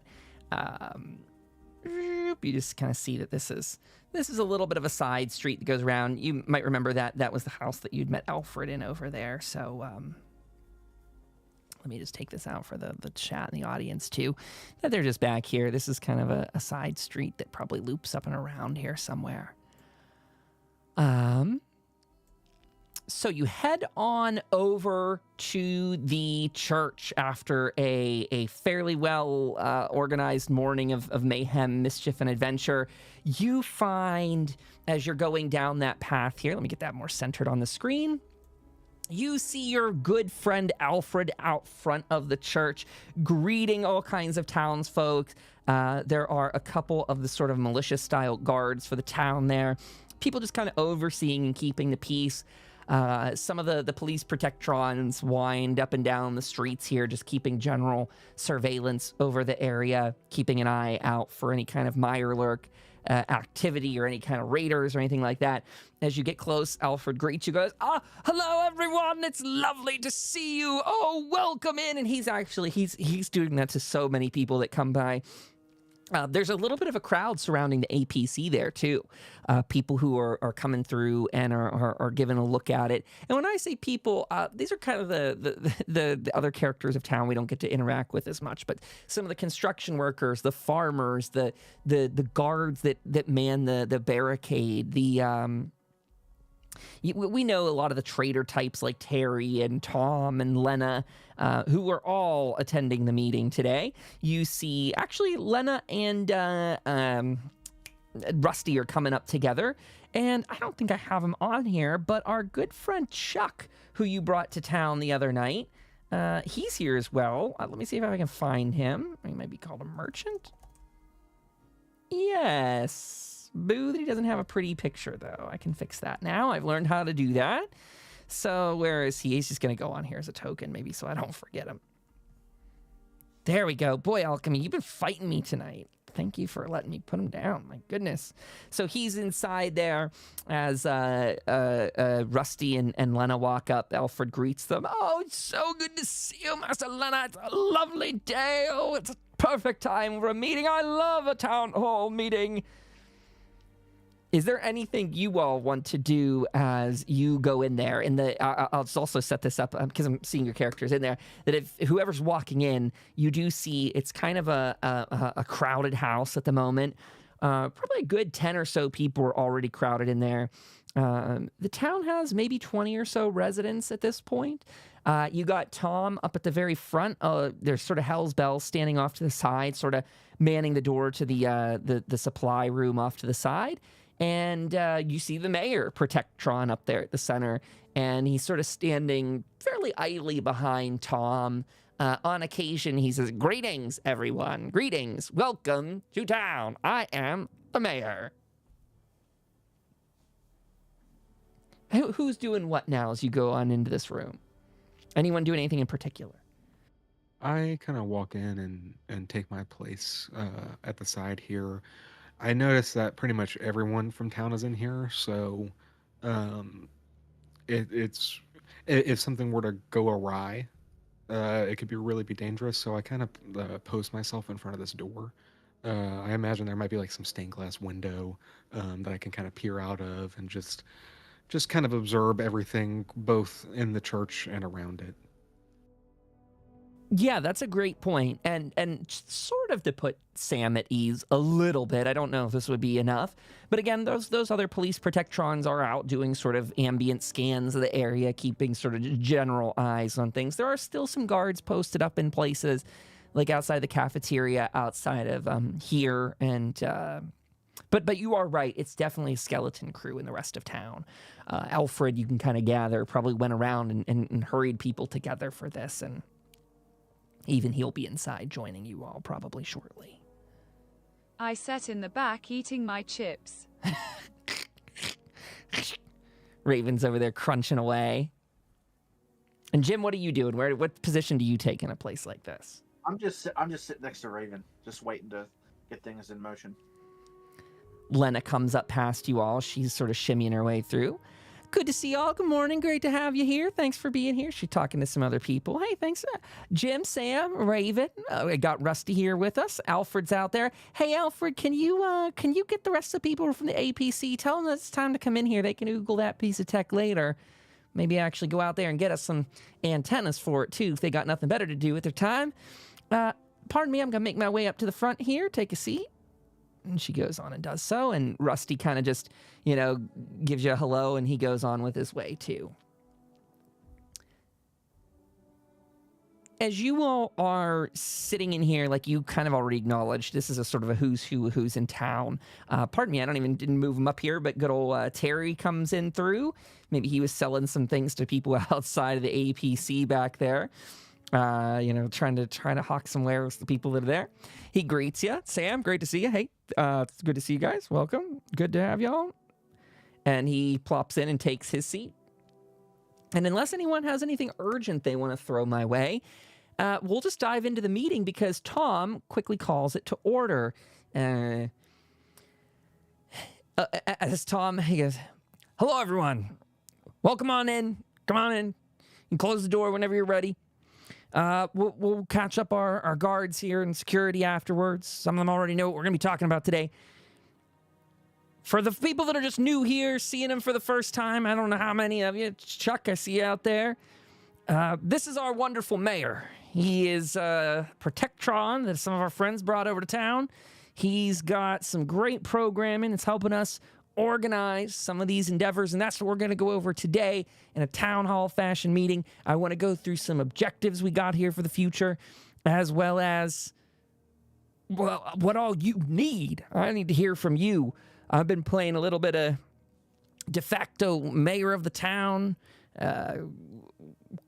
collaborating with all of you, getting some feedback. But it's high time we all sit down together and see what's coming our way as a group. We got some of our friends in the back here, Sam, Jim, and Raven. You all have gotten to know them a little over the past week or so, 2 weeks. I guess it's maybe closer to a month now. But you got to meet them. They've done a hell of a job bringing back Hell's Bells, bringing back that APC you saw, and, well, bringing back supplies for our traders and for Jacob, who also is in the mix here. Jacob and his team are already sort of sitting down. Recently we've been building a couple more establishments here, getting our piece of town more secure, starting to spread out into other bits of the city. This wonderful team also helped us get this trade caravan put together, the outpost. We now finally got some friends coming up through like Rusty Dusty Bones, and maybe that's one of the best places to start today's discussion. As you know, the majority of the people I just mentioned, we were out at the Red Rocket Station the last day or so getting supplies, and we had the chance to speak with some free radical raiders. Specifically, our friend Dusty here, along with Raven and Sam and Jim. They were over at the West Virginia lumber mill, and they were telling us reports that, I can't lie, boggled my mind a bit. It seems like we've met ourselves a group of raiders who are not bent on eating us, not interested in pillaging our wares, but raiders who actually might be interested in helping us settle on in. I believe it's those very same raiders that helped our friends get a hold of a fusion core to power that APC. Now that thing's a piece of kit we need to talk about next, and it might come from the story here. Dusty, you overheard those raiders talking about a salvage mission relating to a boat. Rusty, I'd like you to come up here and tell us a little bit more about that. Basically tell them what you told me. And we can kind of talk this over as a group. We'll have time for people to give insight and comments in just a moment. So if you could, hold those. Just let Rusty get his piece out. And Rusty sort of steps up there. He goes, Yeah, hi, everyone. Most of you have met me. You've seen my wares. If you haven't yet, come on over. I got things to sell you, the best things. But I got to tell you, when we were at the West Virginia lumber mill, Raven and I may have sort of overheard a couple loose-lipped raiders talking about some haul gone wrong. For those that don't know, there was a raider encampment along the path, the highway from here down into Appalachia. Some of those boys have come to work over at my farm, which, by the way, if any of you are looking for extra work, you could do some extra hours there. We always need people to pull crops. But I digress. There were some raiders who were attacked, I guess slaughtered, mutilated, gutted like fish by Mothman cultists, no less. their mission, as I gather, was to oversee and scavenge some sort of boat crashed up on the shore of the Ohio River. I've not seen it myself. I'm not much of a man for water, if I'm gonna be honest. It doesn't agree with my complexion, but I sure think a town like this could benefit from getting that crummy old dock. I mean, dilapidated old dock you've got. Get that back in shape and consider some river travel. I've seen people milling around out of that vault, rebuilding this place, settlers in the area for the last, I don't know, 3 or so years. And not a single one of them has used a damn boat. What are you people, hydrophobic? Oh, sorry, anyway, I mean, I am, so maybe I shouldn't judge. But we could use some serious connection in this area. Tom, you were telling me the Foundation wants to reopen the railroads. I say that's a hell of an ambitious idea because that requires steel and metal and pathing and smooth land. But if we get boat travel, well, the highway's already paved for us, so to speak. Just travel up and down here. And if you look out the windows behind us, you can even see the river a-flowing back there. So I'm just here to put it out on the table as your friendly merchant, as your friendly entrepreneur who knows all the routes in this region. This might set you up pretty nicely. That's all I gotta say for now, Tom. Now I'm gonna take my seat. Well, I'll stay up here just an extra second in case there's questions from the audience. Anyone have any questions?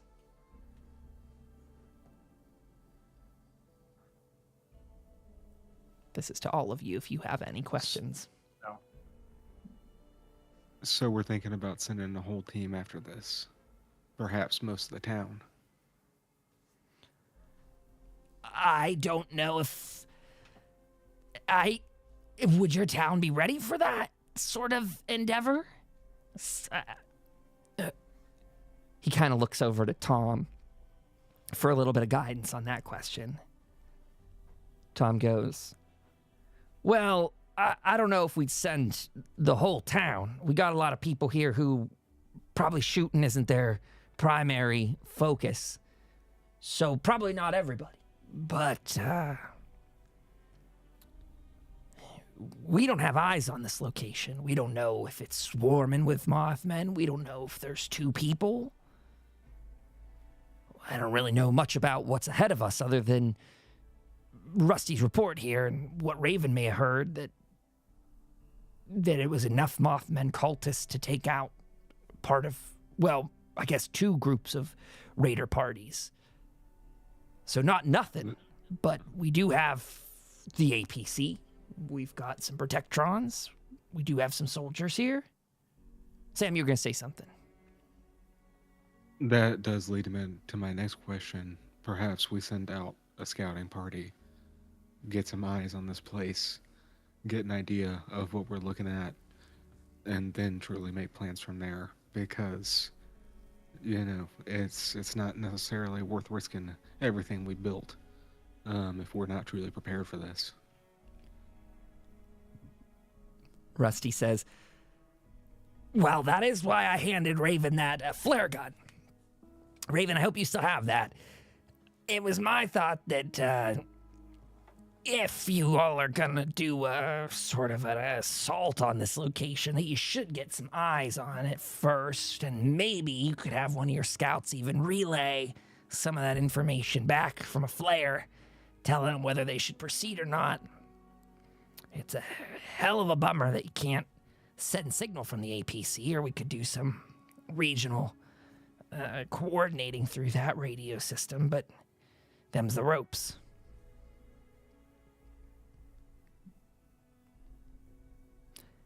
Raven, you had, now I'm speaking above board, you had seen through some of the eyes of those Mothman people, potentially, supposedly.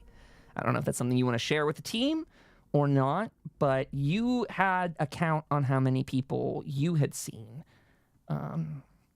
in a sort of flashback style moment.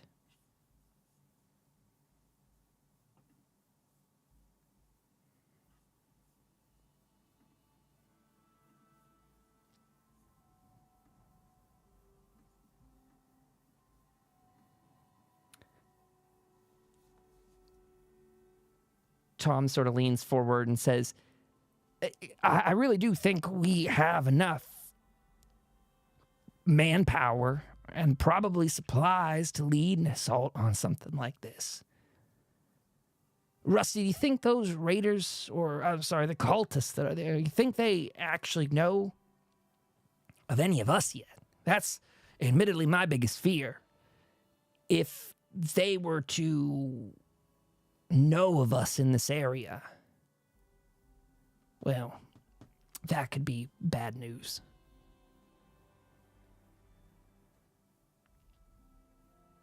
Yeah, my people are deadly. They don't have much high-tech guns that I recall from a few years back. Also, that group seemed to be around 20 or so from what I recall. 20 people? Oh, that's a hell of a lot of people. If that's the case, again, you guys have a tank out there, so I just ram it through and just blast them out. What's the problem with that? That's what I do. Yeah, but we have Big Boom. Yeah, she gets it. Just hit them with the cannon a few times until they don't get up. Do we have a timeline on this? When were y'all thinking about the execution date? I only heard the most minimal. The teams had been sent up there, and it was a bit of a fiasco. But from what we gather, those guys had some pretty intense vehicles last time we checked. So, yeah, I think the only clock we really have here is if we think that there's anything valuable enough upon a beached boat that the Mothman might take, or if we're afraid that the free radicals might get there first. If you're asking me, I think the free radicals are the biggest,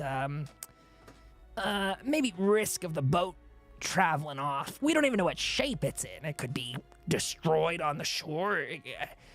All I heard is they were trying to pillage it. I want it. I would like to have that boat sail again. That, for those here that are the builder-minded folks, that could be a bit tricky, but we could definitely open communications and trade route to the West Virginia lumber mill with the boat. If we could set up some kind of mutual exchange, maybe if some of the people here or protectrons worked the lumber mill, we could put some of the milled lumber on the boats and ship it up this way. Build out the town better, build out the defenses better. Also, though, at the same time, we would be scavenging the boat that the free radicals had hoped for. So maybe we just don't tell them we did that. Plus, it's not like their claim is very good to it. They're dead. The ones that went. Well, Sign me Captain Rusty. I want to ride a boat too. I like her. I don't think it's a horrible idea either.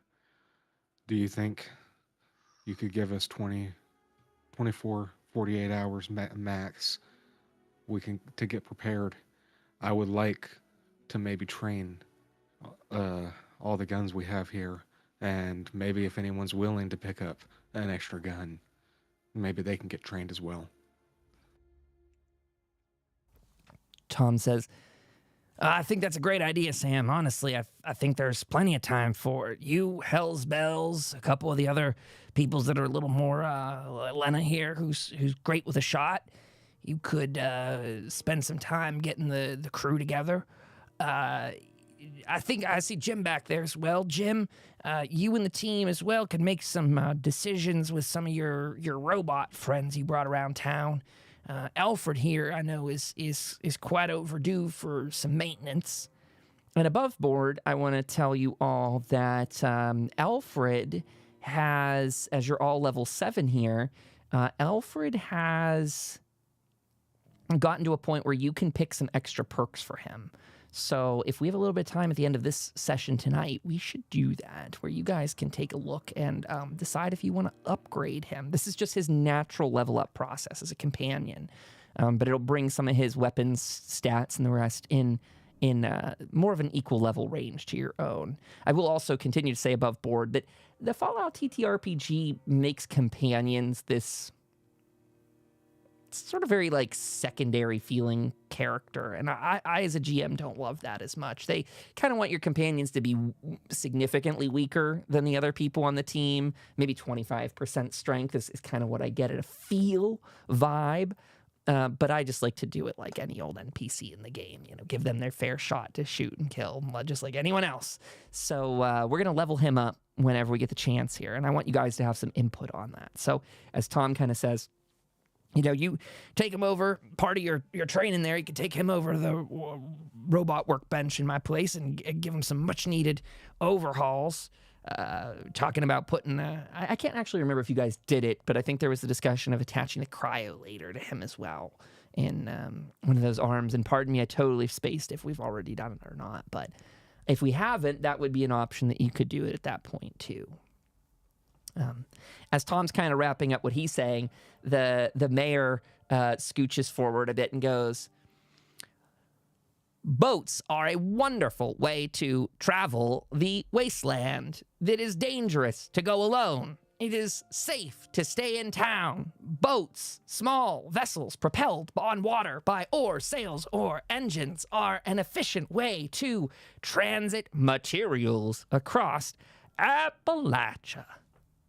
And Tom goes, sort of pats him on the back, and goes, "Yeah, buddy, that is exactly how boats work. They are propelled on the water by engines. That's right." And he is right, though. It would be a safer way, maybe, for some travel. I mean, if we look at a map, and I'm going to go ahead and flip up the map here, maybe. Let's see if this is a nice thing to do. Tom kind of maybe unfurls a map up there for people to see. He goes, if we're able to start using the Ohio River here, that would open a hell of a lot of travel for us. We could make some good distance around these parts. Sorry. I can't. Oopsies. Yeah, here we go. Refresh this so other people can see it. Bloop. Okay, it's not showing for the people at home so well, but it's just the Appalachian map that you can see in the background anyway. Refresh multiple times. Alchemy doesn't like it. Anyway, it's just the river there. I don't know why it's moving everyone's icons around, but river there off to the side. It's the big one on the left of the map. And if you were to get in a boat and try and travel that, there is the Mothman location down there in Point Pleasant. Raven may have, as we've talked about before, some knowledge of that. But there's also some access, I think, that might especially be of interest from Tom's perspective, that there are areas that the rail line gets very close to the waterway down there. And he says, if Foundation's really thinking about trying to get rail lines operational, us being able to traverse the river, ship some supplies up and down, that'd be a hell of a benefit for us all.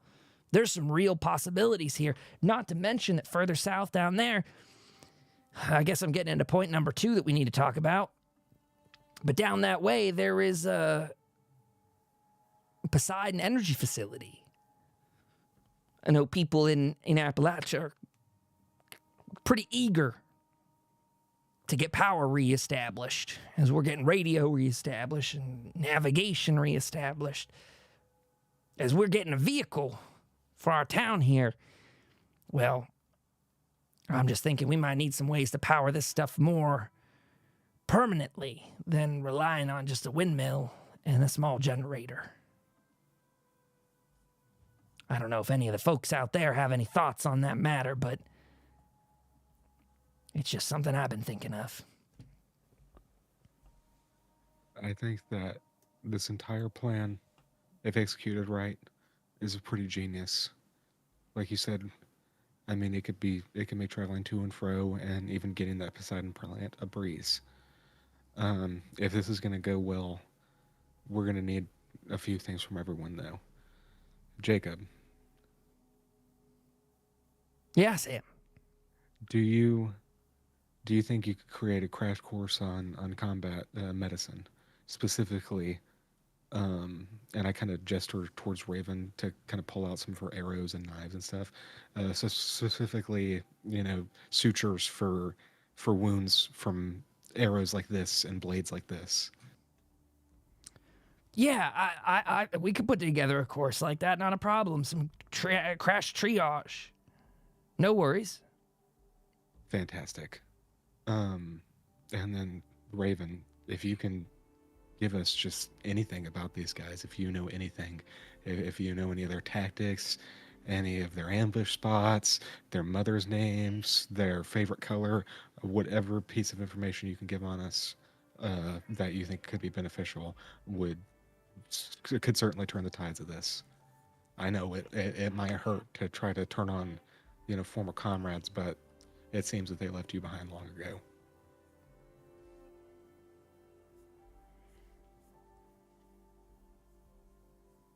Raven is typing. They mainly use melee and bows and some pipe weapons. That's good to know. And just, take some time. Anything else you can think of that might be useful, we could certainly benefit from it. And the werewood and hides too. That is very true. I forgot the trader we met's name. The guy who helped us with the APC. Oh, Chuck. He's there too, by the way. He's sitting right in front of you, actually. Chuck. Yeah. Hey. I don't. I know that we've taken some looks at it and everything, but just I don't know if we can figure out anything with the APC or even with Mr. Handy. I know you're a little bit technologically inclined. My buddy Jim here is too. If we can all work together to try to figure out any upgrades we can make to old Alfred here. We got a cryolator arm for him, or if there's anything we can do to boost up the APC, that again could severely benefit us. Well, I might. I'll be honest. I just know how some pre-war tech works. I don't know what I can do for upgrades, but maybe. I sort of don't have any of my kit with me. He sort of caught me without. I'm a trader without supplies, which he kind of looks over to Rusty a bit.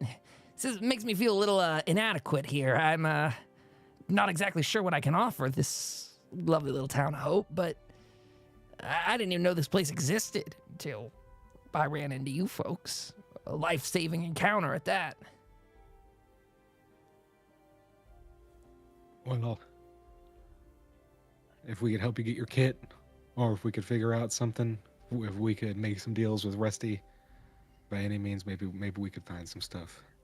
But we'll keep that on the back burner. Well, if you're all planning on assaulting that facility, maybe I could do some light scouting around town. I hear you're all a little bit nervous about going up north a bit, so maybe I could fiddle around up there and then see what's what. Maybe there's some extra goodies that could be looted, and I could bring back some intel on that. But as for bag of tricks and upgrading an APC, I don't know that I've got anything in that regard. Did you all check how much ammo you have in there? That is true. We could probably give it a look-see, do a count, and who knows what's up north. Maybe you might find something good. And Lena pipes and he goes, what I found the most interesting about that thing, having seen a bunch of other burnout wrecks and damaged versions, they're usually a little bit shorter than that. You guys have one of the sort of like command, maybe module levels. It's big enough to house more people, and well, I think there's a lot of interior work that could be done with it over time. It's certainly big enough to haul a bunch of people, depending on how many you want to use for an assault on a thing like this. I agree, like you all said, scouting is the way to go. We don't know what these Mothman cultists are about, and hell, to be honest, I don't know that anyone said it, but is there just a possibility that this is a perpetual trap? They're killing what? 2 different groups of free radicals at this stage? I mean, what do the free radicals want with that boat? Is it that they want travel too? I mean, you're all telling me that area, that they're the some of the most mechanically inclined in the area. I wish I had gotten my eyes on that workshop myself, but I mean, I'm just thinking it just depends on what's going on. Why do the radicals want that boat? Why are the Mothman cultists at that boat? Do they want to travel? Is it floatable? Does it float at all? And if it doesn't, what the hell are we going to do with it? Is it a wasted mission if we go there, get a bunch of us killed, get a bunch of them killed, only to find a completely immobile wreck? I just can't see the free radicals wasting all that time on nothing. They don't seem like the wasteful type. Not waste, what you said, not about hauling trailers down there and getting fuel from a red rocket station. They seem not to be reactive, but proactive. I mean, like you said, if they sent those teams down there, they must know something. And I imagine if it didn't have the opportunity to work, they wouldn't be sending people down there. Now, they may be more technologically inclined, but I will say that is the exact opposite of what we're dealing with here. We're dealing with people who are, to us, technologically illiterate. And luckily, we have someone who thinks like them and who has fought with them and who knows all their tricks, which is something that the free radicals don't. Well, that is true. That certainly makes me feel a bit better about it.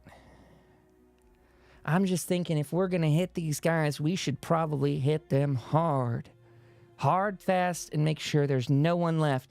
I heard someone here a moment ago say we don't want them, the Toms that you say you don't want them finding us up here. And he goes, oh. From what news has been coming in from Foundation, we do some fairly regular about once a day, we do back and forth communication with them giving us a hell of a download on what's going on in southern Appalachia. But, I mean, they are becoming a pest. Being honest, it seems like you just said about a trap, it seems like they are waiting for groups of settlers to try and establish new beachheads. And then when those are in the works, when people are there and feeling somewhat comfortable, slightly defended, and just unboxing the place, if you will, that's when they seem to get hit the hardest, taken out. It's also part of the reason Foundation's had a hard time keeping tabs on what's what. It's as if all things are clear, no sign of violence, and then poof, a whole encampment gone. Well, from the sounds of that, it doesn't look like anyone in this room will not be affected by that. So it's time to put away worrying about caps. It's time to put away any of that and time to focus and work together. It's time to not be selfish, because if they spread like you're talking about, every single one of you is within enough range to be taken out by them. Agreed. Mayor, why don't you bring this to a vote? We've got some good objectives for today. Getting people organized for medical courses, shooting courses. Is there any other coursework people want? We could do an extra... we could try and send people for some extra medical supplies. We could send people for other technical supplies. Could get some ammunition going together. I guess I got one last thing to put on the back burner. Mayor, why don't you? I'll let you say it because you're the one that's keeping better tabs on this part of the town. Then we'll go to a vote. Why don't you tell them about the that water filtration spot down the street? Yes, there is a water filtration building that is abandoned. The premise has not been breached in 25 years. Communication with the building is offline, and signs of activity are null. This could be a lucrative opportunity for the town of Hope if we were to get the water system activated, we could provide purified water to all the residents of Hope. However, I have no records as to the interior of the building. Anyone who risks access should be aware of potential hazards, including toxic water, creatures from the unknown, radiation, and death. Yeah, what he said. In simple terms, there is a water filtration place down past the old cemetery here. None of our guys have gone in there yet. We're starting to go building by building now that we're out of such a tight bubble. But it's not a big place. It's rather small and simple. Mayor, why don't you bring us to a vote here on if people want to do these courses, get this all set up. I'm thinking also, based on what we said, we got a half a day left today till it's dark. We could get a heck of a lot of training set up today, people getting them ready, finish our warehouse over there, and tomorrow we could do a hell of a lot of training and preparation work. And then we might be good to hit them the next day. But we'll see how it fares. Just to recap for everyone, that's us saying we probably got a good 8 more hours of light today. We could use a whole day tomorrow to prepare ourselves, and then we could hit them hard the next. Raven, I need to know one fairly obvious question, but is it true they are more active in the dark? When are we best to hit them? What time of day? If they're night owls, do we hit them in an early spot in the morning? A 10 a.m. strike, a 10 p.m. strike, maybe 5 p.m. they're still asleep. Who knows? Yes, they love the night. Sam, should you tell them about Mark the mailman? Mark the mailman? We cleared out the post office and found one of the employees in the back still going at it. He's a ghoul. I don't think he's all there, but he seems safe, seems friendly, and he's a really hard worker. A friendly ghoul, you're saying? Friendly feral ghoul. I mean, we know of friendly ghouls. We got all rusty. He seems a little bit more feral, though. He gives gifts too. Well, I think that sounds lovely. Maybe I'll make a visit over to the post office and say hello to my long-lost family. I don't know the guy, but he gets my vote already. They didn't need your faces, and that's a good step in the right direction, I think. Mayor, why don't you go ahead? We're a little short on time, burning some daylight on this, and I think we about talked ourselves out. The mayor goes,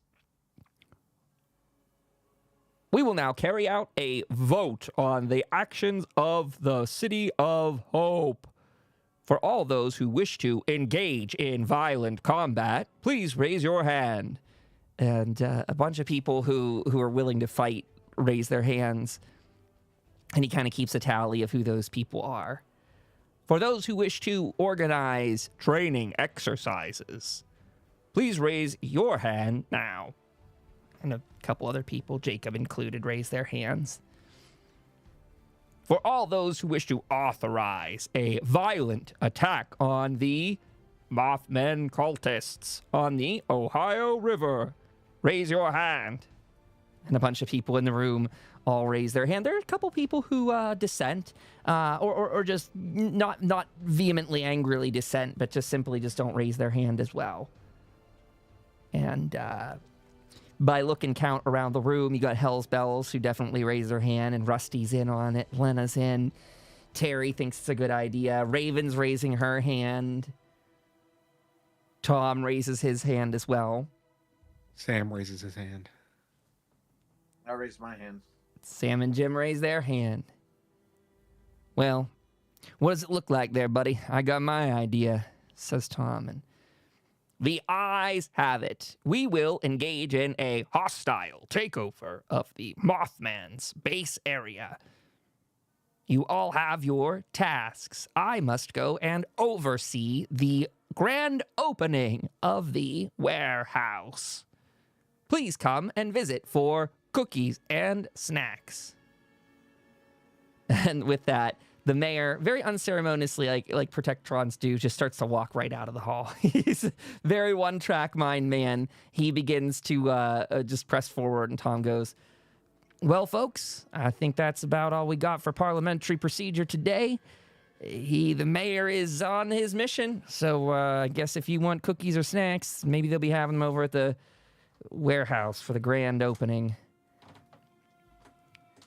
And I think, without much further ado for our group here tonight, that will bring us to a close. I give you time to give your kind of closing statements or thoughts if anyone has them. But Raven also gets up and, again, just sort of like follows the old Protectron out in his way. And some people kind of laugh at you hear some chuckles at the Protectron kind of just, bolting out the door effectively. And Alfred goes, he's with Lena, and, very, very companion style to her. He's like, What a lovely meeting. I would yell my joy about it, Lena, but I feel like I should use my inside voice. It's just so exciting to see the wheels of democracy turn again in this great country. This is what we were founded upon, Lena, voting on ideas. Oh, if I could only tell you about the times in this town where we used to have town hall meetings and my master and the family would go and they would sit and listen to people speak. And she goes, oh, well, yeah, Alfred, that's a great story. You know what? Remind me about that later. You could tell us if you're coming with us in the APC. I'm sure some of the guys would love to hear all about that as we're on our way. He goes, oh, what a lovely idea. And they're both walking out the door on that note.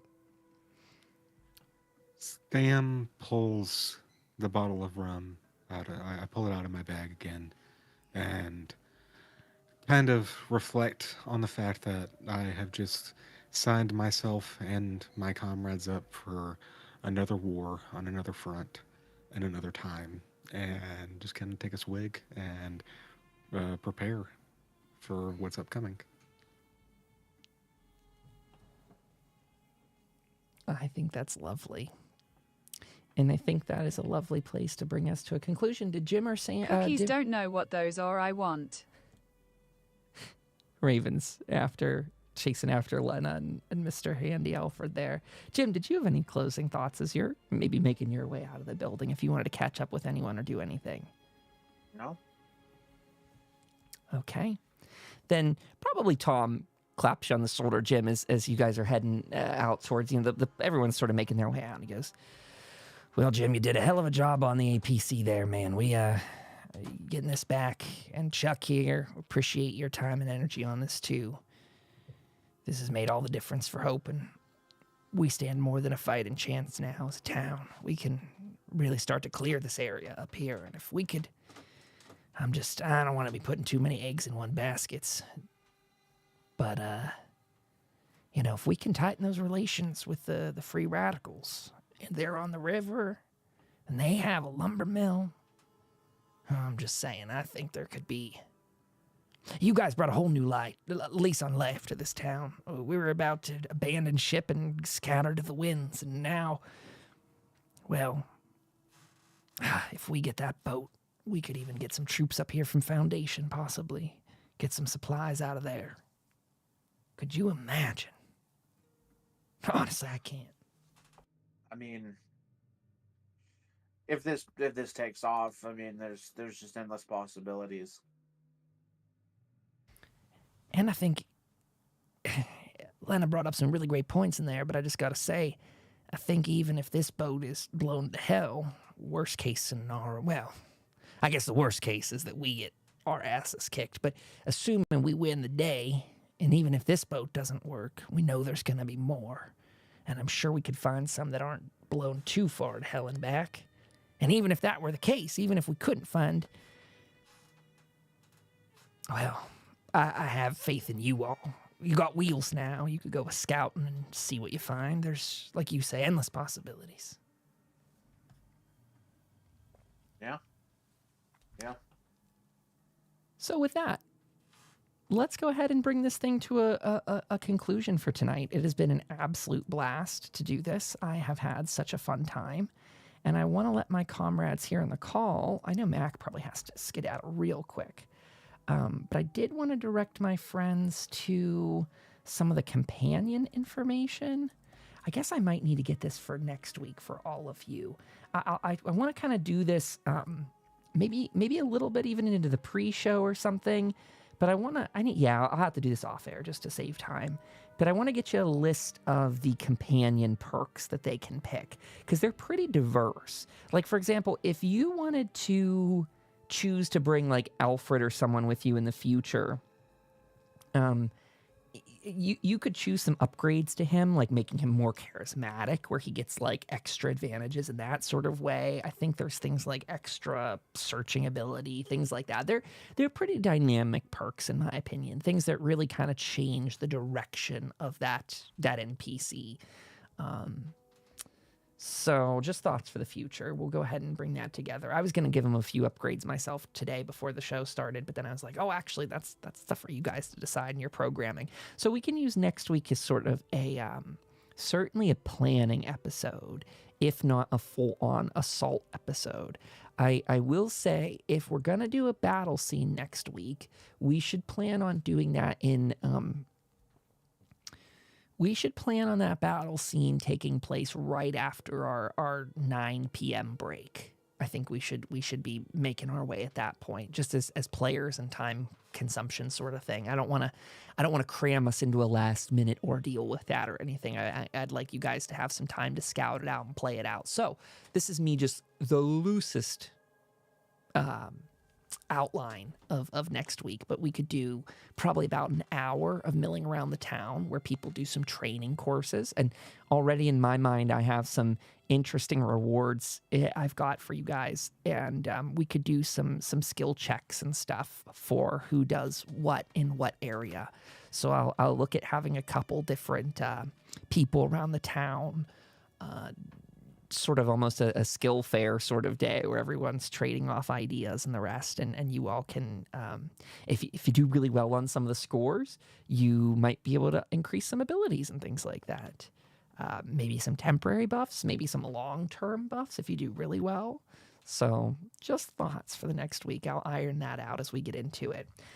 To our listeners at home, I want to thank you up and down for listening to this episode. They're beefy long ones. So thank you for your engagement with them.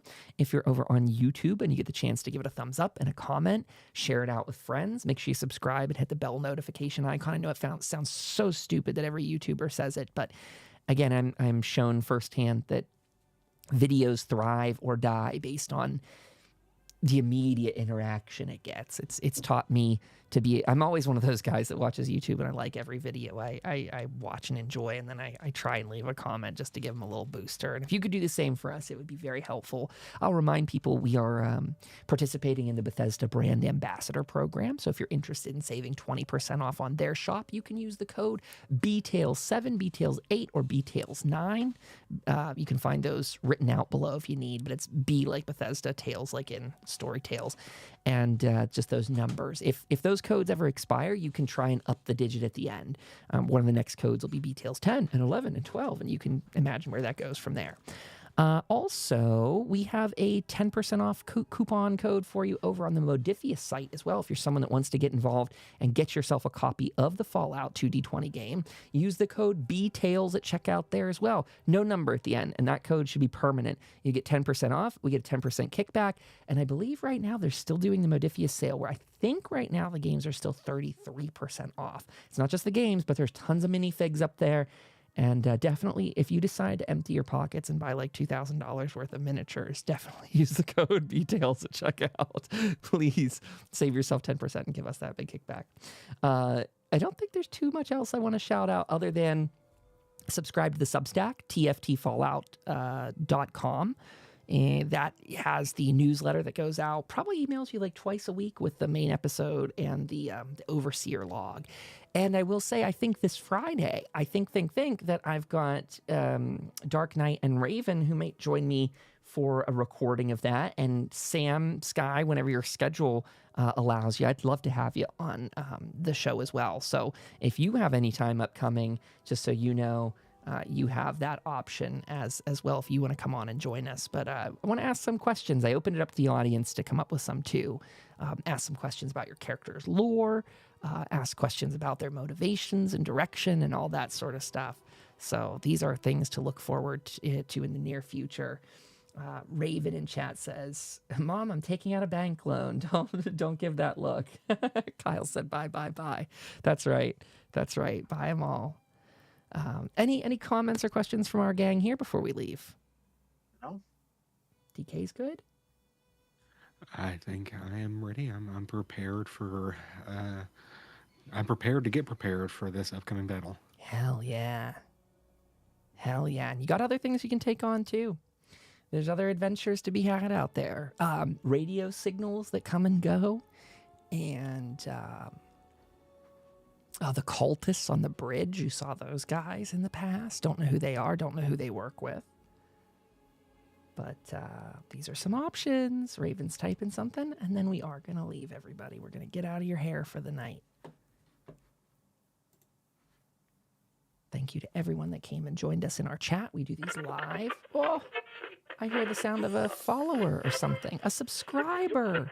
Sky dropped the sub in there. Thank you so much. I appreciate Skeeler that. just resubbed for 24 months. Thank you so Goat much. Knight, watch for the big boom and see you in the waste. That's it, everybody. Wait for the big boom. See you in the waste. Good night, everyone. Thank you for your time, and a massive thank you to all of my players. Catch you next week. Yes, good night, everyone. Thank you.